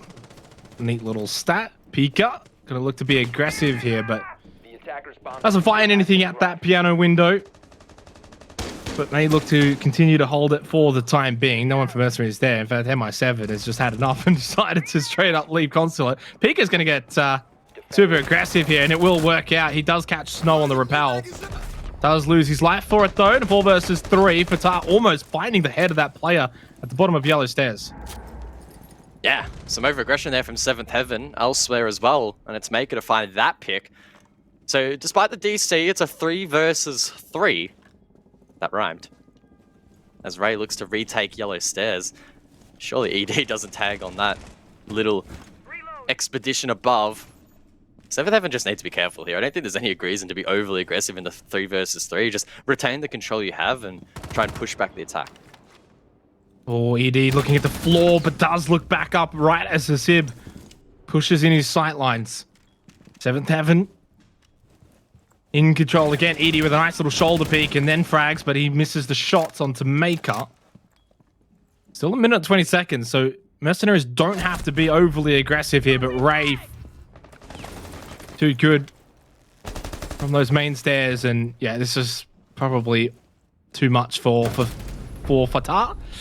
7th Heaven will tie it up 1-1. Early days here on Consulate, though, and I wouldn't be surprised, guys, if this becomes a trend on this map where it does go back and forth. And if anything, I'd actually like to see that. You know, we've had this long series. Why not let it go all the way to the end here on Consulate? So good start from both teams in the first 2 rounds. Yeah, there will be a little bit of a pause here, potentially rehost as we try and get MI7 back into the lobby. And unfortunately for Seventh Heaven, that means that their momentum will be halted for a little bit. But such is life. Not much we can really do about that. Gotta say, the aggression from Seventh Heaven, I was getting a little bit worried during the mid-round there that they were getting a little bit antsy, trying to retake above and maybe getting a little bit too fancy. But, you know, it is what it is. It paid off in the end. And a good little break now to just reset the mental for us, the mental for the teams, and start thinking ahead to some of the other sites, which are, of course, now going to see some play. I mean, have we seen anything? I mean, it's only 2 rounds in. It probably not too much to really go off of. So far, both opening picks have translated into the winning team. Nothing too overly aggressive, though, so far on Consulate. Like, there's every now and then you might see a little swing out the window, but we did see, of course, that run out and getting the repel kill was Pika onto Snow. That's probably the most aggressive thing we've seen so far. Yeah, I don't know if we're expecting that to be amplified to maybe another level. It's always difficult to tell this early into the matchup, and sometimes aggression can manifest from desperation. So it's typically if the defense starts to get really desperate, whether that be in the round count or the man advantage in said round, sometimes that encourages them to, you know, get a little bit spicy and go for jump outs. So we'll have to see if that comes into effect later. Again, difficult to tell. I wouldn't put it past either of these teams, right? South Asia and South APAC, both super aggressive regions. So I don't see any reason why they would second guess that too much, but I guess we'll just have to see if the situation calls for it. Well, what's the pass mark for you here, Guz? Consulate, I mean, at times it's really difficult to actually sort of predict attack, defense, whatever. Like, I feel like it's a team by team sort of scenario as they come into the map, but you're looking at some sort of like 4-2 half. If you were to say 4-2, who would be the team you'd look to get that 4-2, the attack or the defense here? I mean, the stats indicate that in APAC, Consulate, for whatever damn reason at the moment, is defender-sided. Everything is. I don't know what's going on in this region. Just absolutely insane players on the defense preventing entries. So if that is the case, then yeah, Seventh Heaven would take the half 4-2, or at least that would be the pass mark for them. It's just so difficult to speculate this early whether or not that's the way it will play out. And again, we have only seen the one site, which has gone 50-50. Yeah, and look, I would probably agree with you there. And even if maybe Seventh Heaven were on the attack, I'd actually look to them to sort of be leading early on here. As I sort of mentioned before, they've already played Consulate today, so it's sort of fresh in their minds, and then they've already played it today, that they should be able to also learn from that matchup against Guts and take what they maybe got beaten with and maybe even apply it here, right? Take a few of the lessons that they got taught by Guts. And so I'm looking more to Seventh Heaven to sort of lead the way here. And if MercenarieZ are the team that actually continue to get rounds, I will be very, very worried for Seventh Heaven. Like, the fact that MercenarieZ got that opening round down in basement really sort of set the tone for the match already. Regardless of the fact that Seventh Heaven just got that round back, at least, I think it really says to me that MercenarieZ are right up for the fight. And I wouldn't be surprised if this does go to OT, just like Chalet. That's the thing, right? If both of these teams continually trade sites, right? MercenarieZ get the pounce ahead, I guess, on each objective, each unique objective selected by the defense. Then we set ourselves up for potentially a 3-3. That could translate to another 3-3, and there you go. There's the OT banked in. Difficult to tell, though, if basement will translate to the other sites and whether or not MercenarieZ can bring something to the table to throw the defense off. Nice and early here. I'm trying to think about what objective we might see next. It's pretty difficult to guess these days, right? Because upstairs, not really great for the defense in most regions. Even APAC, it's not great. Lobby is seeing quite a bit of play, so probably that. Maybe even split. Like, it's again very difficult to make any assumptions. I'd love to see some split. I mean, it's obviously a pretty tricky site to hold, but if you can nail it, then you know it can be a bit of a nail in the coffin, quite literally. I think we played some split and rank the other night. I don't know if that went too well. I can't actually recall. It definitely feels like split's usually a team by team thing. Some teams do elect to play it, even sometimes regularly. Other teams do tend to shy away from it. So I tend to agree with you here. It's kind of a difficult way of thinking about where do you go from here. Okay, it's like, all right, whatever, basement's done now. We obviously were locked out of that. Where do we go from here? So yeah, that's going to be very intriguing. We haven't really been able to see because we haven't gone anywhere besides basement. Not only that, we haven't really seen too much of basement either because both rounds were like pretty short and sharp, and a couple of early opening kills, and they were very much one-sided both ways. So it is hard to sort of gauge this map. In a way, we kind of look back to the series as a whole, Chalet, Clubhouse, and on Clubhouse, 7th Heaven were in command. They were in control. They looked like the APAC South team, and Mercenaries looked like the team not playing in the big region. But on Chalet, that completely flipped on its head, Guts. So which one do you sort of lean to that would translate more to Consulate? Is it that sort of nature of, say, Chalet, where it's a little bit more free roam, or the structure of Clubhouse? If you want to do a one-to-one comparison to try and draw some conclusions for the third map, I think it's a pretty fair consensus across the board to consider the Chalet result as being more relevant to the Consulate, just in the fact that both maps really facilitate aggression, particularly on the attack, whereas Clubhouse is very regimented, very straightforward, very predictable, and Consulate basically just find the reverse for all of those words because it's unpredictable and often very unstructured. So in terms of a one-to-one likeness, Chalet we can probably draw a little bit more from, but it was such a close series. It was literally came down to 0.2 seconds, I think, on the plant. That got denied there by Hasib. So maybe we're going to see something nutty again here on Consulate. That could well be the case. We're not too far away, guys. In fact, I think as that little graphic goes away, that says we're getting back in here for round number 3 of map number 3 as well. How about that? This is, of course, do or die.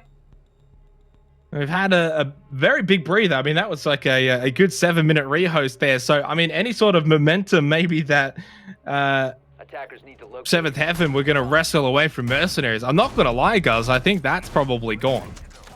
Attackers have located a bomb.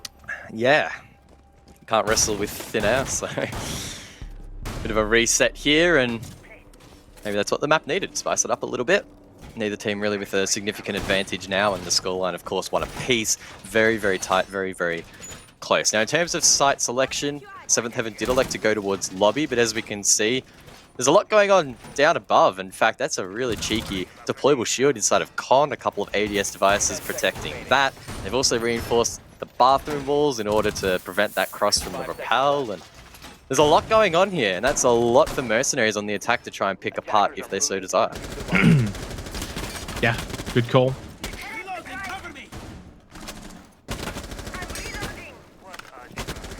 So they're going to go for the Nomad flank watch, but everything else is actually very similar to what we saw from Mercenaries on the attack on Chalet. So I think that sort of goes back over to that question I posed earlier. Which of the earlier maps in the series do we sort of look to and probably get some sort of an answer? His Spirit is going to get the opening kill. Oh no, what? How is Snow not dead? I swear he just took a shotgun to the belly. Maybe he just had something heavy for lunch. It bounced the bullets back, who knows? Do you eat a metal plate? Maybe. Oh, the C4 to finish him off? No! Oh, he survives that too! Man's invincible. And he's still peeking. Oh man, he does not care for his life at all. The man just wants to break. He wants to go back. Fatah's Wait, planting. whoa! Fatah's straight into lobby. This is a quick plant. It's going to catch everyone off surprise, even us. He's going to get it too. It's a retake scenario. Well, what a intriguing round we've seen already here in this third one. I mean, Mercenaries had plenty of time to plan this attack, and it's working out. Edie's going to go down. 7th Heaven caught with their pants down. Spam those question marks in the chat. We don't know what's going on here, but it's going to be a difficult retake. That said, Spirited is hitting the diffuser, but he does fall off as they try and find these players outside. They need to clear them, but these angles, they're so long, they're so deadly. Oh. Surely this is unclutchable. Oh, they do it though. It's a quad from Souffle. Absolutely insane. They retake arguably the second most difficult site in the entire damn game. How has that gone down? I don't know. That was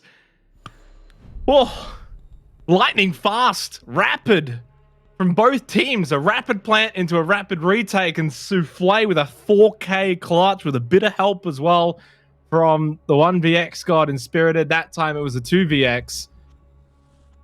That's a big round loss for Mercenaries. I have to say it. They should have won that round after getting the sneaky quick plant, guys. They should not be losing from that situation onwards. They should be up 2-1 and off to a flying start on Consulate. Now they're down 2-1. And Seventh Heaven can capitalize. And the momentum that they, maybe lost after the rehost is back. Now it's firmly on their side, and they're going to split. Defenders, protect your bombs from being defused by attackers.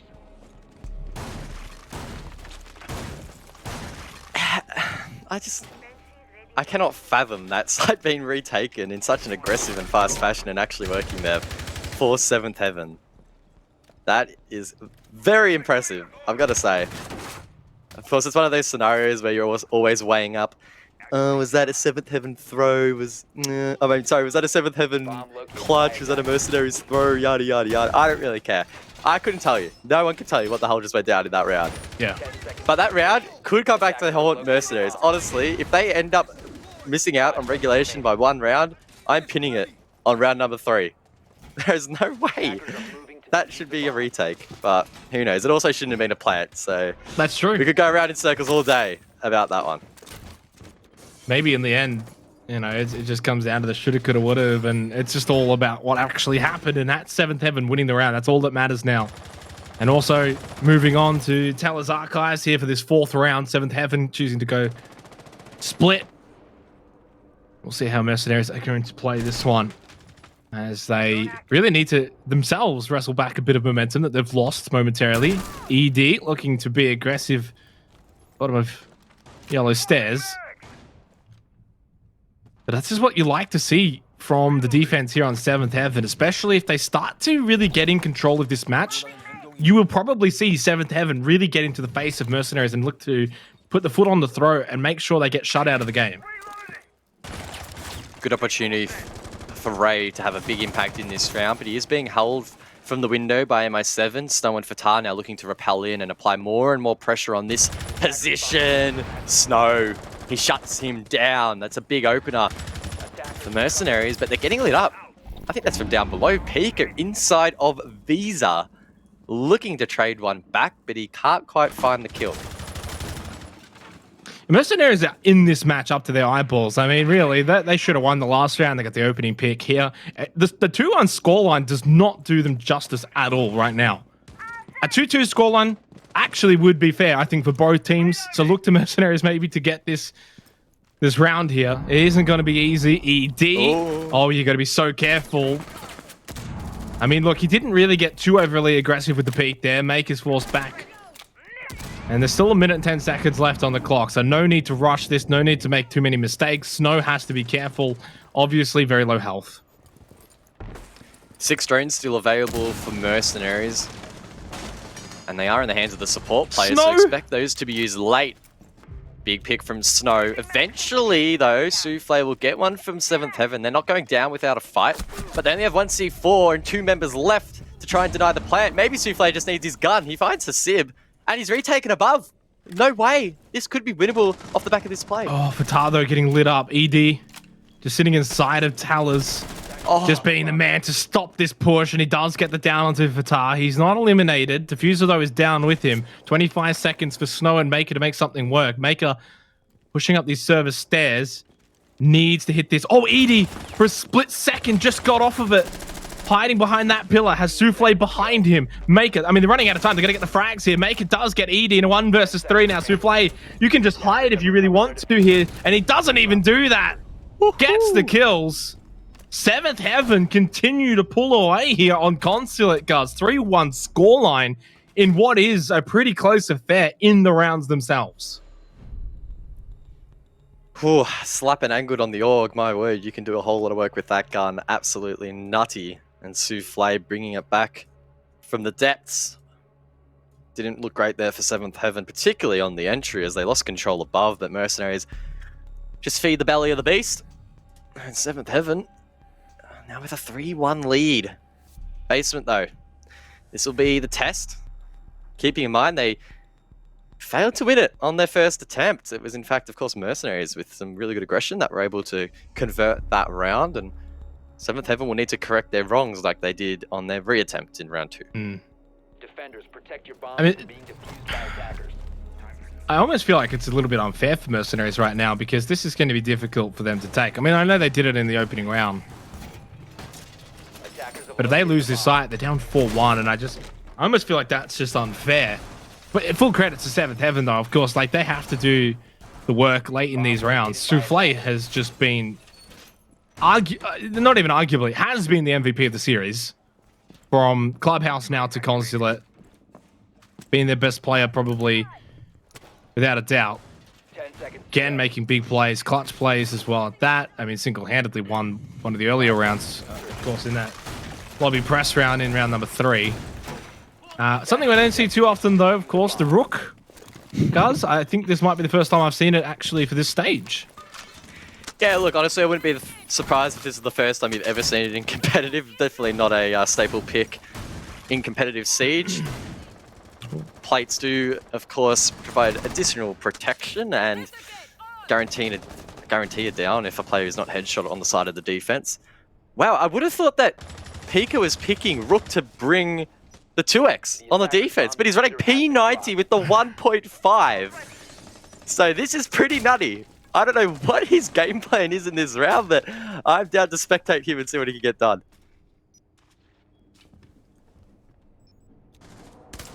But remember, it always comes down to personal preference as well. I mean, and may have an idea, obviously, as to what he's doing. He's chosen it for a reason. We'll see how, or what that reason will be later. Oh. Spirited's going to be actually the one who gets the opening kill elsewhere. That's just outside Yellow Stairs. Maker does get ED. So nice. 1-for-1. Nothing too crazy so far in this 5th round. It almost feels like a must-win for Mercenaries. Well, really? they've lost their hard breach. Sorry about it. They have literally lost their hard breach now, right? On a garage defense. So Mercenaries need to switch on really quickly here and go for a back push. There's literally no other option unless they want to do something crazy like filtering down Yellow Stairs, which probably won't work. And that's a great start. Maker does establish a foothold over towards the eastern side by taking down Souffle. Snow does have control of the diffuser, and as you said, they are now going to push from behind.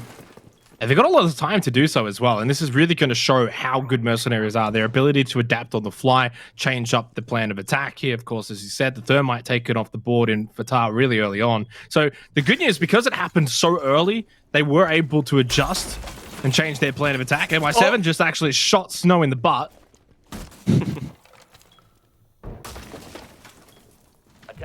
Oh no. It's taken down there by Ray. He gets aggressive over towards Dungeon, not traded back.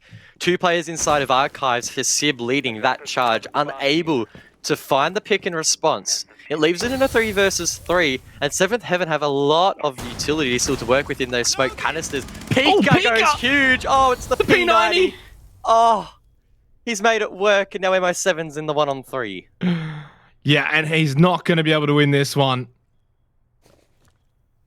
Oh, yeah, little shoulder peek. Oh, actually, Spirited the shoulder peek, and then he thought, well, I know where he is now. Now I can just pre-fire spray, but MI7, a little bit too sharp there on the trigger. 10 seconds left. Ray's positioning too good, and Seventh Heaven will take a resounding lead here on Consulate. 4-1 in this best-of-3 final map of the series. They are firmly in control.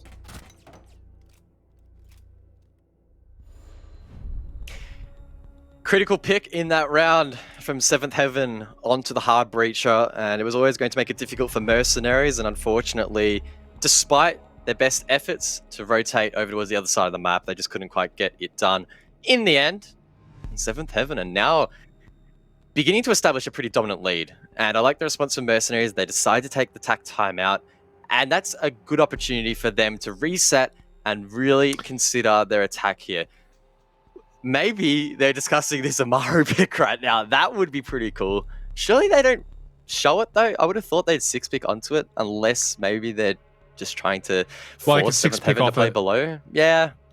The play here might be to try and force Seventh Heaven to go below to prevent the Amaru from coming up the hatch. Difficult to tell. Or maybe just... I guess they could just reinforce the hatch either way anyway, so... Don't know. We'll have to see if they actually stick it. Yeah, the main thing, though, I do want to say is the tack timeout, I think, is really good here at 4-1. Don't want to let this really get out of hand. Just a bit of a pause, bit of a breather, as you said, maybe discussing the Amaru the strategy here with that. But on top of that, you're also just sort of slowing things down a little bit because 7th Heaven are certainly getting out of control. So the Amari is going to be locked in. It's going to be actually the Nomad 6 pick from Jackal. The Rook, once again, is also going to be employed by 7th Heaven. 4-1 here on Consulate. We go back over to Lobby Press, and it is going to be Mercenaries. I mean, they rushed this last time, guys. I have to suspect that they might rush it again with the Amari. They got the Nomad for the flank. Prove me wrong. I'm trying to predict what Snow will do in this round. The more traditional and more conservative, I mean, if you want to even consider a conservative approach, would be for the Amari to pop up through the hatch inside of Bathroom, which has been generously opened up here by the defense. That said, there are still avenues where Snow can utilize the hook. He could take quick control of admin, maybe take quick control of CEO. So there are alternative options. It's just important that Mercenaries play off it properly. Ooh, what? That's not a bad start, though. Is that just like a random pre-fire? What? There's a second one. Okay, well, if you want Snow, it's all yours. Take the site. It's a 3 versus 5. I mean, no, look, definitely don't want to rush 2 ahead of steam here. They've got just a random wallbang? There's no way. It has to have been. I think both of them were random wallbangs, unless one was peeking at the top from 7th Heaven. I'd have to imagine, looking at the body position there of ED, was probably peeking out there, so a little bit more of an inkling there. But I think the one in lobby was more of a wallbang. Oh, this could be really bad, actually. Unless 7th Heaven have fallen off this position in admin. I think they have. Yeah, okay, they have. Yeah, so I think ultimately the Amari won't have much of an impact. Snow does still have 3 flash grenades, which could be helpful late round. Oh, that's... Oh, no. That is absolutely devastating there for his Sib, unfortunately, leaving the game. But they still do have the man advantage. I mean, they've got map control as well. So they're still positioned nicely. They still clearly have the advantage and a lot of utility that they can play off. Almost demoralizing, though, right? Just the fact that it even happens. Souffle going for a bit of a flank. An opportunity for 7th Heaven now. It presents itself, and well, they're going to take advantage of it. Mercenaries are by no means out of this. If they can get 4-2 here on their attack on Consulate, what has, of course, just been so in favor of the defense for 7th Heaven, maybe they can replicate that. Spirit, it just gets lit up. I have to assume that might have been... I don't actually know if that was MI7. Might have been. Would have been some weird angle. I don't think it was, though. I think it was from outside. Well, there's a minute to go. Spirited, the only real serious anchor on side, and he is being depleted so low in HP. MI7 above finds a pick, and Fatah can commit to the plant. Spirited, no C4 in hand, needs to swing and find the pick, but he knows he's being held from above. He can get the player as he falls off the plant, and Ray drops off as well, leaving Spirited all alone. Surely Mercenaries can hold on to this post plant. The Banshee just makes it a little bit annoying there for MI7, but Spirited didn't end up pushing up those yellow stairs. So yeah, he's got no time here. He's also got no health. 1 versus 3. Usually you would actually not back him in, but you give him a chance. But based off those circumstances, it was always going to be very difficult for Spirited. Well, it's 4-2 on the scoreboard now. Finally, Mercenaries bite back. They get around after 4 round wins in a row to 7th Heaven. And we will switch half. 7's go on the attack. Mercenaries on the defense. And it is going to be their final half to keep their playoff hopes alive here. They've got to get a few rounds on the board early. Defenders sided Consulate, question mark? Yeah, look, as I said before, Guz, and I'll repeat it again, every map is defender sided at the moment here in the APAC region. I don't know what to tell you. So weird as well, right? Because so many of the recent nerfs, buffs, etc. have been heavily leaning into increasing the opportunities for competitive attacks to have more avenues and easier to clear utility and less utility to burn, and everything pointing towards a trend towards the attack. But for whatever reason... I mean, have you seen Coastline recently? Yeah, and it's not necessarily that we're still stuck in the util dump meta or anything like that. It's just the defense has found really creative and annoying ways to just I think attacks, to try and maybe look into it a little bit here, and obviously I'm no analyst, but oh boy, what we're seeing from the defenders is they're pushing out more, right? Like they're being more aggressive. You go look at a map like Coastline, and they're like all playing off site. They're spawn peeking. They're making it hard for the attackers to get onto the site, and I think that's probably why. As you move away from that util meta, that's probably some sort of part of it. I could be completely wrong, Guz. I'm speculating like everyone else. No comment. Oh yeah, no, that's fine. No, honestly, I think you're pretty right. It's forced the hand of the defense more recently to play super aggro, and to be honest, APAC loves that anyway. They were playing that back in the old meta. They're playing it in the current meta, and it still rings true. I mean, you look at the side of Mercenaries, like they're bringing a Warden when there's very little reason to expect a Ying to be picked, and I honestly expect Snow to just be bringing that for 1, the shield, and 2, he can run the MPX with the 1.5, which is pretty nutty, pretty annoying to deal with if you're an attacker. So I'm excited to track his progress in this round and whether or not he can have an impact. Unfortunately, his Sib won't have an impact though. ED on the Rappel finds the opener for 7th Heaven. Yeah, very early one as well. And that's also the magnets that are not going to be thrown out throughout this round from Hasib. So kind of like a double effect there, getting rid of the player, but also the utility from Hasib is going to be hindered quite significantly for the remainder of this 7th round. And as I said before, it's pretty important for Mercenaries to get off to a good start here on the defense. 5-2 scoreline is not a good look for a team that would have to fight back a long way. They did kind of do so on Chalet, in fairness. They did force a bit of a comeback, but it wasn't anything too crazy. It was like 2 or 3 rounds at best. Spirited getting super aggressive here from these server stairs. Ray takes a bit of damage. There's a lot of time. There's no need to rush this for 7th Heaven. Nice nade there from Pika, but Snow responds onto Spirited. Ooh, Plant is going down. Is the denial here for Mercenaries? That's the question that needs to be answered. Snow's inside of Con, but he can't get the angle in towards that plant, and now needs to go big with the MPX. Pika so close. Which player will win out? Pika somehow manages to get on top. Souffle with the cherry on top to finish off that round, and what a confident, swift attack there from 7th Heaven.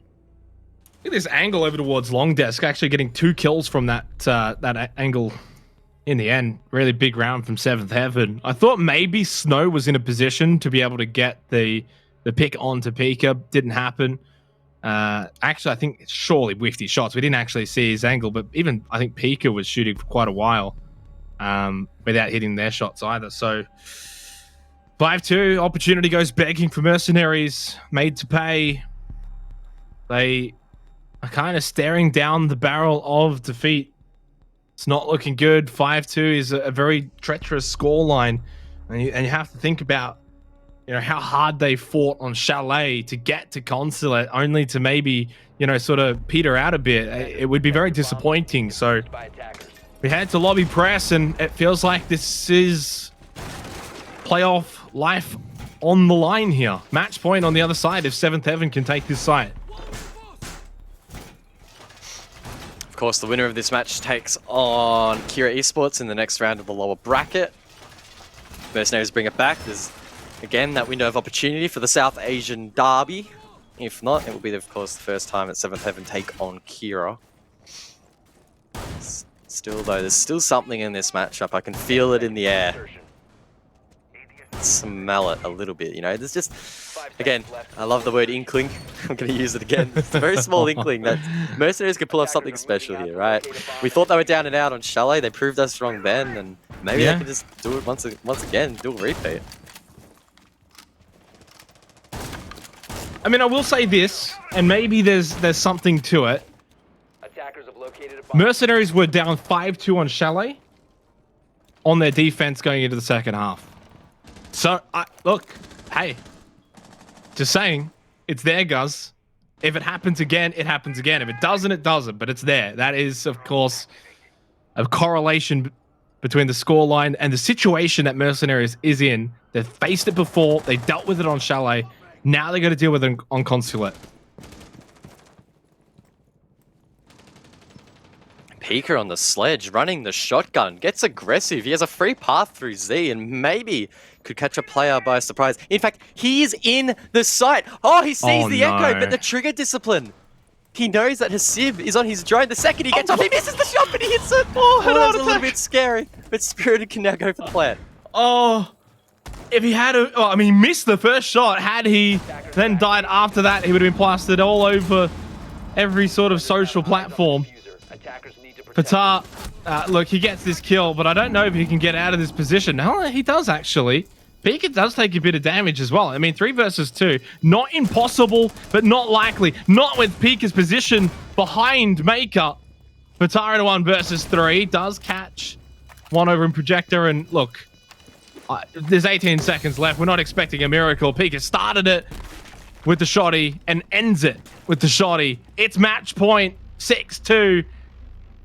Seventh Heaven can see the light forward in the gauntlet. I gotta say, a little bit of an interesting round. I mean, old mate Sledge literally just has a cheeky Sunday stroll in towards the site. A bit of an awkward encounter there with the Sib on the Echo. It was the first shot missed, but I'm sure he had the fright of his life when he gets off his Echo drone and sees a Sledge just staring down the barrel of his gun. Oh. As you said though, match point for 7th Heaven. 6 invitational points on the line off the back of this matchup. If you progress, you'll get at least some points. If you drop out, you will receive 0, nada. That's what these teams are, of course, fighting for. Attackers need to locate and defuse. Yeah. And this is what 7th Heaven is about to achieve. They will guarantee themselves SI points here on out, regardless of what happens in the match against Kira Esports. So, look, it's been a valiant effort from Mercenaries, guys. It's been a long marathon. They at least forced the 3rd map, but it seems like they've ran out of steam here on Consular. This has been very one-sided. Yeah, maybe that is the case. Maybe their mental has struggled a little bit, potentially just their overall endurance just isn't quite up to scratch. I will say that Mercenaries have had quite a bit of experience, especially in comparison to 7th Heaven in a best-of-3 format, considering the fact that they had to play through some pretty grueling qualifiers to get into this position. A lot of BO1s, so maybe not as comparable to BO3s. That said, in the closed qualifier, Mercenaries played 1, 2, 3, 4 best-of-3s, and only dropped 3 maps in those encounters, so, you know, they have tried and tested their endurance before, but maybe this is just a different kettle of fish, right? Pressure's a lot higher, the stakes are a lot higher, and maybe it is reaching a breaking point. Of course, we're not in the team, we don't know exactly what's going down, so very speculative, but sometimes that can happen. Is there one last twist in this tale? It would be arguably one of the best comebacks of all time if Mercenaries can pull it back from here. And having already pulled it back from a deficit on Chalet to force this map has storyline written all over it, but it also has very difficult to do written all over it. It's not going to be easy, and so far as well, I mean, to really point out, but their defense they haven't defended a single site. Not ideal when you're trying to come back here. Snow with an opening pick onto Ray. It's something, it's a lifeline. Can they capitalize? 7th looking to take control of the long corridor. Pika running again shotgun on Sledge. Aiding in that aggressive playstyle. He elects to try and reposition and maybe go for the meeting repel. That said, with the shotgun in hand, his range is obviously quite limited and he may well look to repel elsewhere on the likes of Con. This position definitely proving to be a choke. 7th Heaven are struggling to get a foothold. Well, they're going to rush in now. Spirited's going to get this plant down. Pika found 2 with a shotgun, by the way. Just saying, again, putting it to good use on the sledge. Now pulls out the SMG-11, takes out Hasib, and this is it. MI7 in a 1v3 to keep their playoff hopes alive, but I'm sensing that their playoff has dwindled, and Pika, why not? With a shotgun to end it all. 7-2 to 7th Heaven. They move forward in the playoffs here for APAC. Unfortunately for Mercenaries, their run has come to an end. really strong performance from 7th Heaven. They managed to close out in map number 3. Probably went a little bit longer this series than they would have liked, but a dub is a dub nonetheless. And they can carry on that form against another South Asian opponent in Kira Esports. So they'll be under relentless pressure in their next best of 3, that's for sure. Look, for 7th Heaven, they've knocked out one South Asian team. They're going to have to do it again if they, of course, want to extend their lower bracket run beyond just the next match. So they might not be very liked over in the South Asia region when the playoffs is all said and done, guys, if they can, of course, then knock out Kira Esports, their next opponents, which will be tomorrow. Full credit, full congratulations to 7th Heaven from South APAC, because I tell you what, guys, had they been eliminated, that would have been 2 teams from APAC South knocked out. The first 2 teams. That doesn't happen now.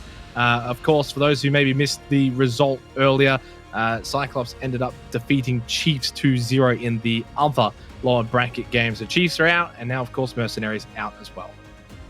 Yeah, I just want to give a second to congratulate MercenarieZ for putting up such a good fight. They have the odds stacked against them. It is not a stacked region. They don't have the resources that a lot of the other teams in APAC do. So for them to come in through an open qualifier, put up a really good fight, 100% props to them.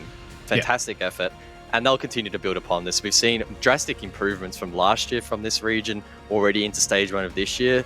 So by the end of stage 3, who knows? They could really be putting up a very, very serious fight to some of these teams. Yeah, they should be very much proud with their performance in the APAC playoffs, but we do have to bid farewell to them, of course, though their brethren, Kira Esports, will be maybe looking to defend them in the next matchup versus, of course, 7th Heaven. We are going to throw it back over to the desk, though. We're done for the day, so thank you very much, everybody, and over to you guys on the desk. Thank you, Xenox. Thank you, Guz. A lovely little moment there from Guz, just to credit MercenarieZ as well. They had a valiant effort, but this is the end of their journey for now. But just to touch on that game, I think I finally figured out what I've been doing wrong playing Siege this whole time. Apparently, all I've got to do is just run into the objective with Sledge Shotgun. Apparently, that's all it takes, Steph. It's good you realised that, but look, Shotgun meta in that game, I tell you what. Credit 7th Heaven, though, they've really made it work. Pika owned that little build of Sledge, the shotgun SMG-11. He went off. I didn't track how many kills he ended up getting with it, but I think it was 2 rounds of 3k in a row or something like that. That's just, it was crazy, but a good effort from 7th Heaven because, yeah, look, MercenarieZ put up a fantastic fight. Like, they played so well to bring back Chalet. Unfortunately, maybe that just created a bit of fatigue within them. Didn't feel like they got into it too much on Consulate. Yeah, it definitely, it did all crumble on Consulate. You know, we can't lie there. It is the unfortunate nature of the beast as we get to the end of a best of 3. Sometimes, like you're saying, Raven fatigue can start to play a factor, and definitely so. I mean, you have to credit 7th Heaven on that final map. I saw some of the craziest things I think I've seen in Siege in my entire 2 years of casting it, and you know, we were. Yeah. I mean, the round that probably describes it best is that lobby hold, and all I can hear is Xenox going, "Hang on, what?" And it just, that describes it perfectly, is what is actually going on. Then it's anyone's guess. But really, you got to give props to 7th Heaven after, you know, a demoralizing last-second clutch on Chalet to come back and do that on Consulate. Definitely. Yeah, I'm definitely going to be taking that Sledge Shotgun loadout into casual, maybe even ranked, and see how I go with it. But yeah, just to touch on MercenarieZ for a minute, Raven, it was a valiant effort from them, but what can they take away from this experience? Obviously, they have been the top dogs in South Asia for quite some time now. They haven't been able to break into APAC as a whole, and they are still yet to take a match victory over an APAC team. What is there they can take away from this? Yeah, well, I mean, I guess they could say they've taken a map. I know they didn't take the series, but they did get a map against 7th Heaven. But I think, if anything, they've now got a really good way to benchmark where they're at. Because, yeah, they've been top of South Asia pretty consistently, but it was never really a good way in an official to figure out where do they stack up in APAC.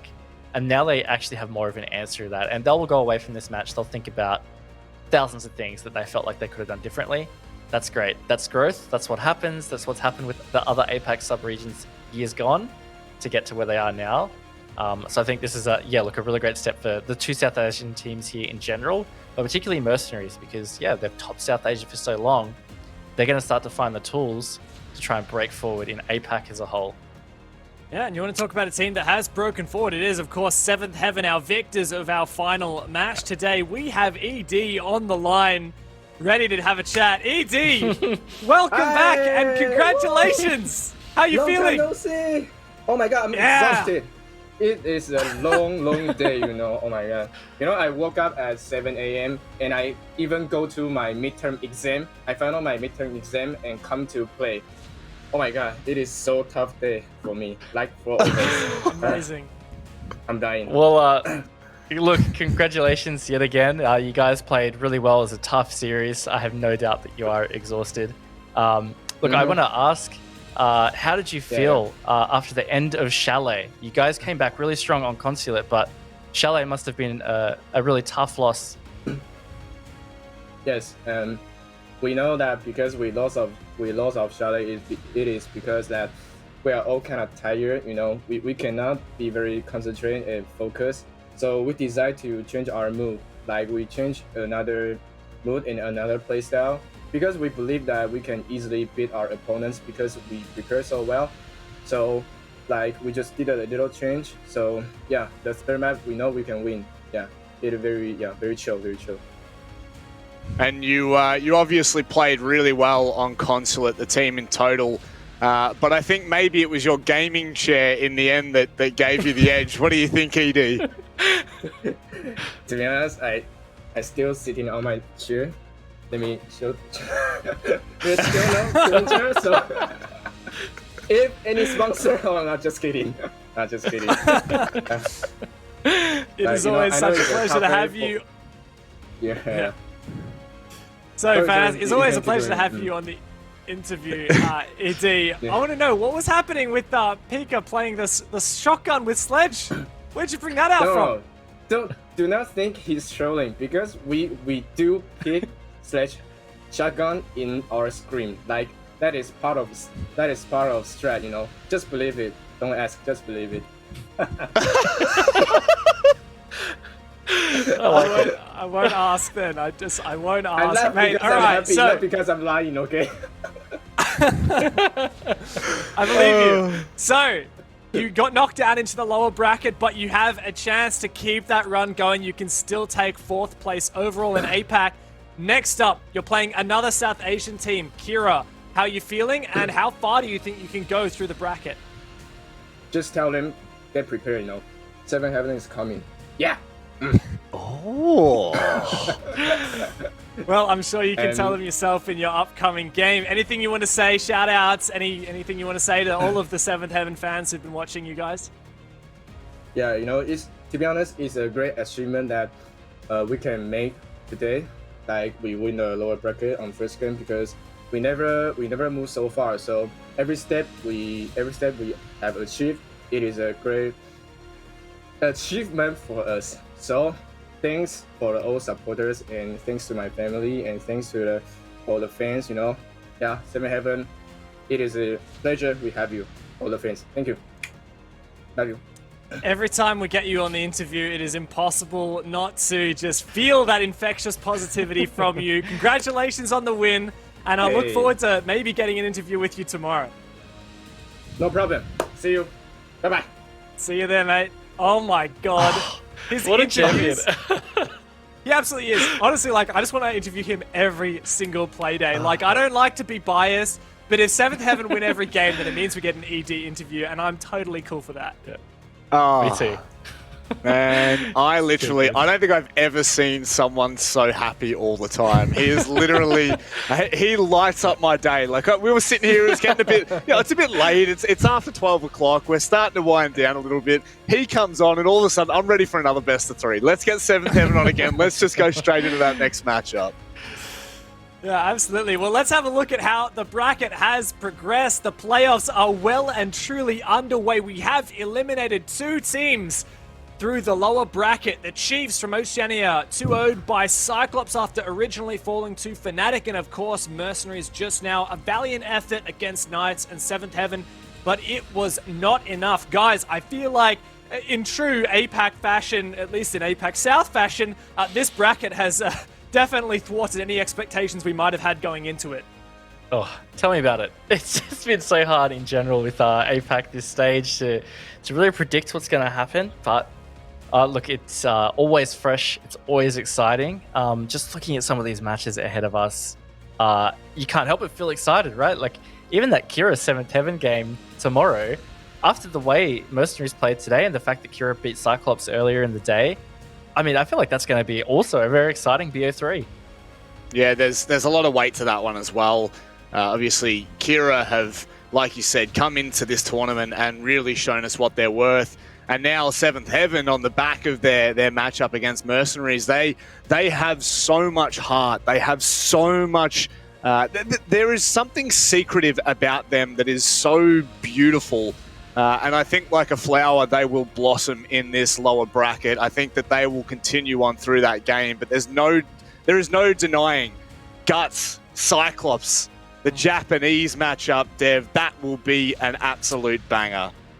Yeah, it sure will be. That's a massive rivalry that those teams have always had within the Japanese region. And of course, like you'd mentioned, Kira in 7th Heaven. Kira, you just can't sleep on South Asia. I think that has been proven today. And if there's one thing I can say for certain is that while we might be pretty excited to hopefully get another ED interview, the South Asian fans will definitely not be rooting for 7th Heaven once again tomorrow. We have 2 more big days of this playoffs coming up. And of course, on Sunday, we will have all of the finals, including the stage champion matchup. Honestly, could not be more excited. I want to ask you guys, what is the match you're most anticipating?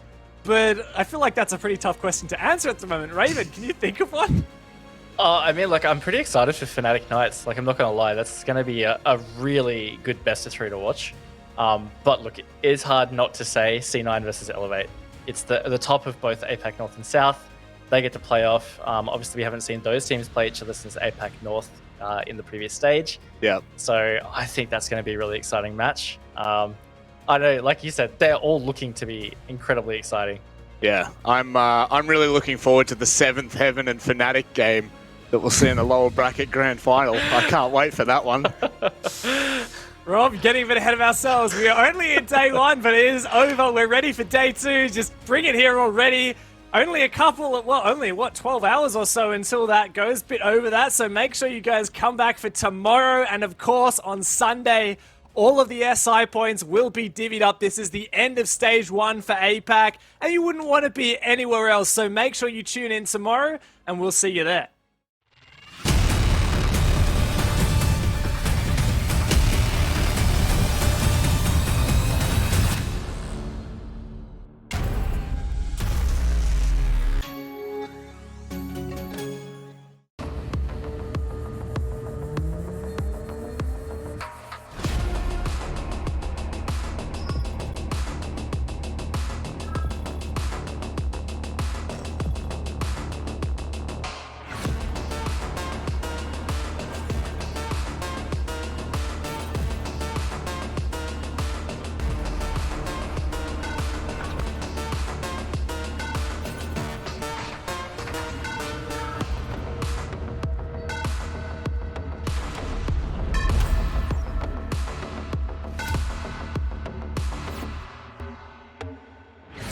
You